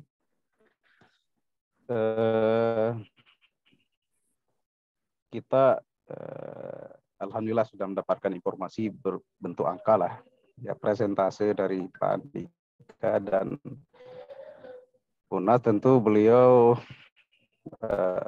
bergelut langsung, artinya dengan fenomena. Jadi tentunya kita bisa melakukan suatu tindakan yang lebih bagus ke depan.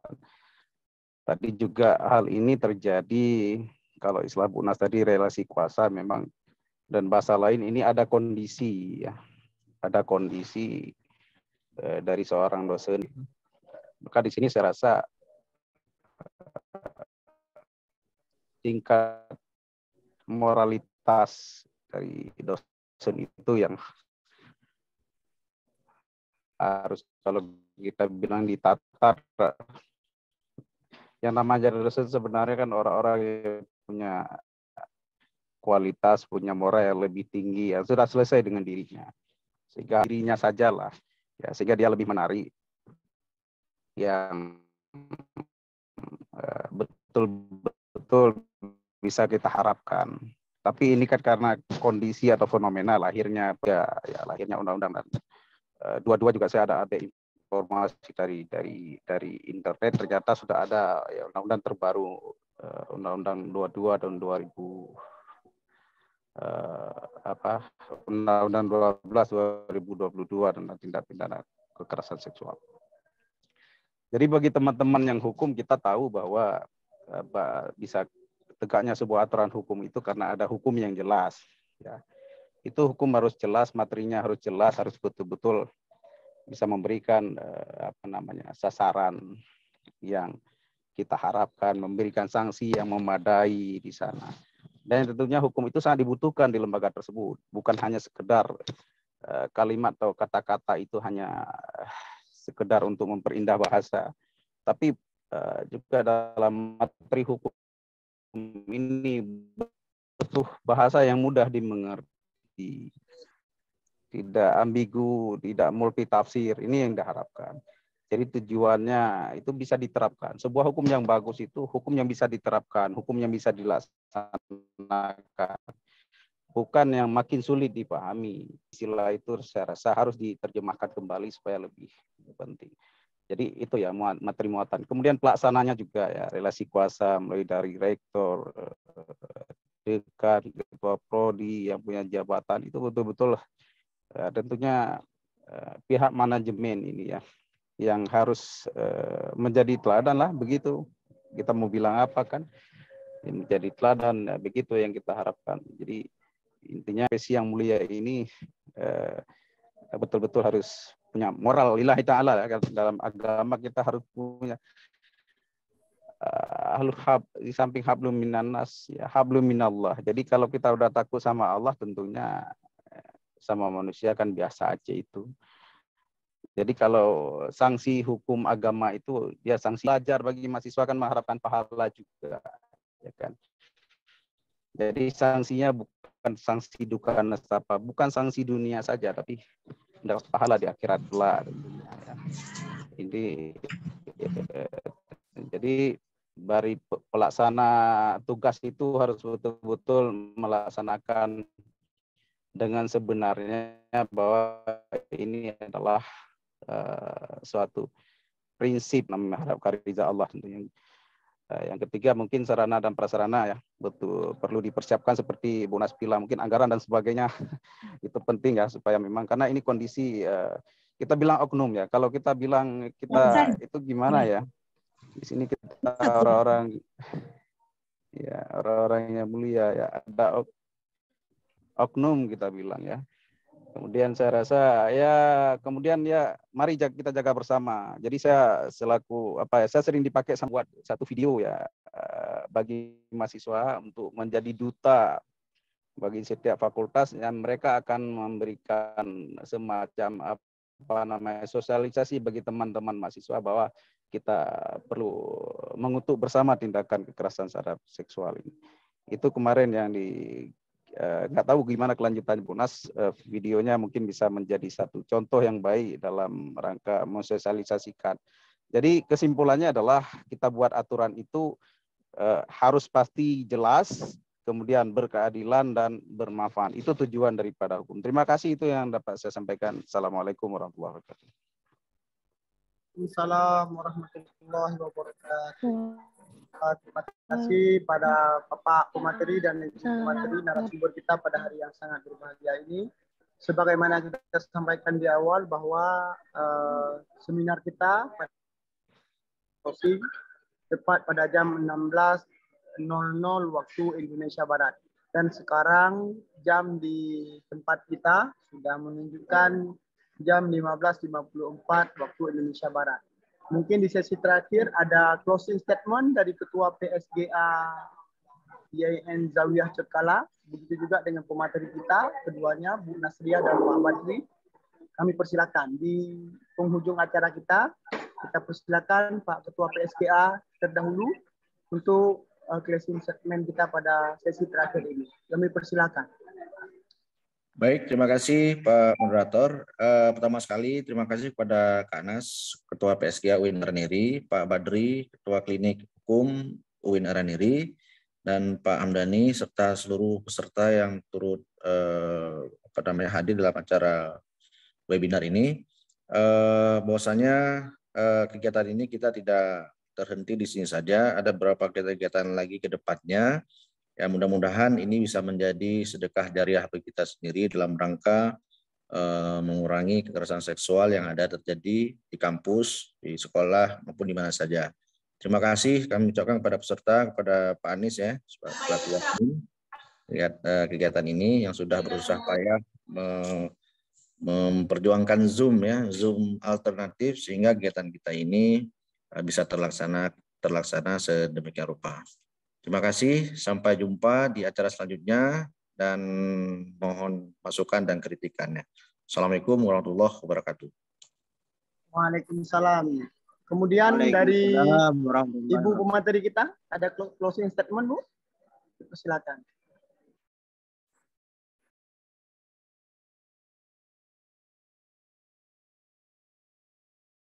Tidak kedengaran, Bu.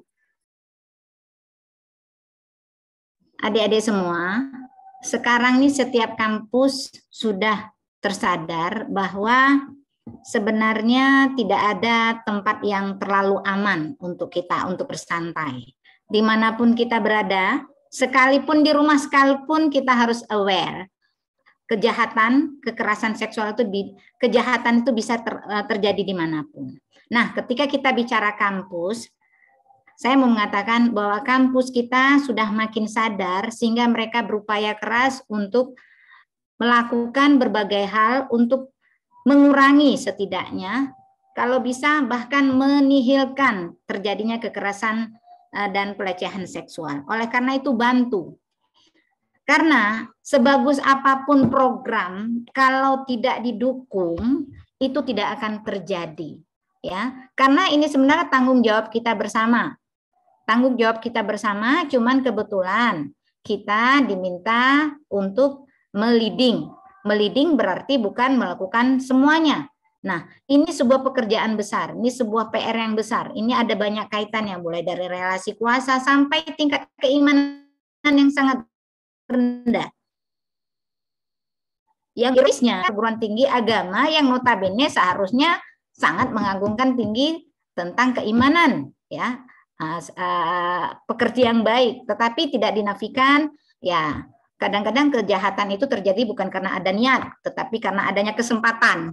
Nah, kesempatan dan adanya unsur keterdesakan. Nah, oleh karena itu mari kita tutup peluang itu dan bantulah kami. Dan sekali lagi, dan bagi yang mengalami jangan diam, speak up. Bagaimana akan dibantu kalau banyak orang atau tidak ada yang tahu bahwa Anda butuh bantuan? Ya, bagaimana Anda akan dibantu kalau kamu tidak berbicara bahwa butuh bantuan? Kami ini bukan peramal yang bisa menebak apa isi hati Anda, apa yang di kepala Anda. Oleh karena itu bantu kami bersuara. Dengan bersuara akan memutus rantai daripada terjadinya kekerasan seksual itu. Pada dasarnya sebenarnya pelaku kejahatan itu tidak banyak. Tidak banyak. Kalau bisa dihitung tidak banyak. Cukup banyak orang baik. Yang terjadi cuman ya kejahatan itu tidak banyak. Pelaku kejahatan itu tidak banyak. Yang banyak adalah banyaknya orang baik yang diam atau mendiamkan sebuah kejahatan itu. Ya, dengan mendiamkan itu artinya kita berkontribusi, kita mendukung si pelaku.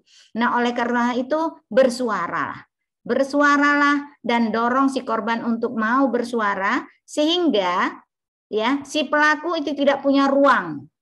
Si pelaku itu tahu bahwa dia tidak aman lagi, bahwa tidak ada yang melindungi lagi dengan alasan nama baik kampus. Nah, oleh karena itu, mari sama-sama kita dukung program ini, dan ini demi kebaikan kita bersama. Kita mungkin tidak akan pernah akreditasi apapun, tidak akan berpengaruh bagi kita kalau kita sendiri kuliah di tempat yang tidak aman.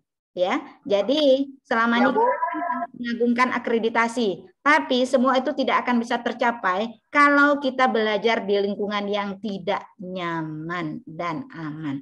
Jadi demikian dari saya. Assalamualaikum warahmatullahi wabarakatuh. Baik, terima kasih Bu atas closing statement-nya.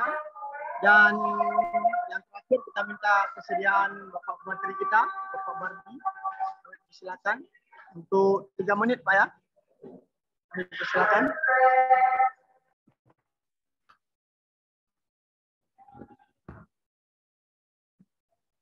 Baik. Terima kasih. Jadi yang perlu kita ketahui bahwa kita bukan hanya diharapkan profesional ya, bukan diharapkan profesional atau ahli di bidang kita, tapi bagaimana juga kita harus punya integritas diri, menjadi pelayan yang baik, menjadi pendidik yang baik. Jadi profesionalitas tanpa ada nilai moral itu nihil ya, tanpa ada nilai kecintaan itu nihil. Plato juga mengatakan bahwa kita melakukan sesuatu harus dengan cinta. Jadi kalau dengan cinta dan mengharapkan bahwa peserta didik kita menjadi manusia yang baik, kemudian tidak kita rusak tentunya mentalnya. Begitu juga sesama teman-teman mahasiswa, ya itu harus menjaga. Jadi baik di BEM atau di himpunan itu jangan juga kumpul-kumpul lagi di sana tanpa kadang-kadang saya sedang waktu salat kita tidak salat. Ini juga menjadi suatu keresahan ya, bagi universitas. Jadi di kalangan mahasiswa juga harus kita hindari hal ini. Jadi kesimpulannya bahwa semua kita harus saling berbenah, ya harus saling berbenah diri, dan kemudian kalau ada saran-saran dan kritik-kritik yang membangun itu sangat kita harapkan bersama. Dan di kampus kita harapkan juga harus betul-betul mempraktekkan kode etik yang lebih baik dalam hal menyikapi masalah ini. Tidak nanti timbul truth claim atau saling menyalahkan ya. Mari sama-sama kita berpikir untuk hal yang lebih baik. Terima kasih kepada Bapak Dr. Andika, pada Kak Nas, ya kepada Pak Muslim Hamdani dan teman-teman sekalian, Bapak Ibu para dosen dan mahasiswa yang telah hadir di sini. Terima kasih. Assalamualaikum warahmatullahi wabarakatuh. Assalamualaikum warahmatullahi wabarakatuh. Terima kasih kepada Bapak Pemateri yang sudah meluangkan waktu mengisi acara kita pada hari yang sangat berbahagia ini. Juga terima kasih kepada sahabat-sahabat, rekan-rekan semua ya. Terus acara seminar yang dilaksanakan oleh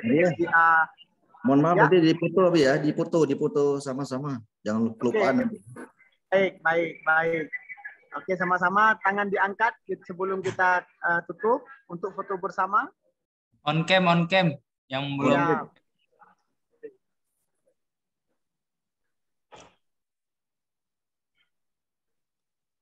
1, 2, 3. Oke, mantap. Siap. Sudah Pak Anies ya? Oke, makasih Pak Anies ya. Oke, terima kasih Pak Ketua. Ikuti terus seminar Zoom meeting dari PSGA, baik dari IAIN Sekolah maupun dari UIN dan kampus-kampus yang lain. Semoga acara-acara yang seperti ini terus kita suarakan, dan kekerasan seksual baik di kampus maupun di luar kampus secara umum bisa segera teratasi di bumi tercinta kita ini. Saya selaku moderator undur diri, mohon maaf atas segala kekurangan dan kesilapan. Akhirul kalam, wallahul muwaffiq ila aqwamit thariq. Wassalamualaikum warahmatullahi wabarakatuh. Waalaikumsalam. Waalaikumsalam. Terima kasih Tunku Muslim Hamdani, Bu Nadia.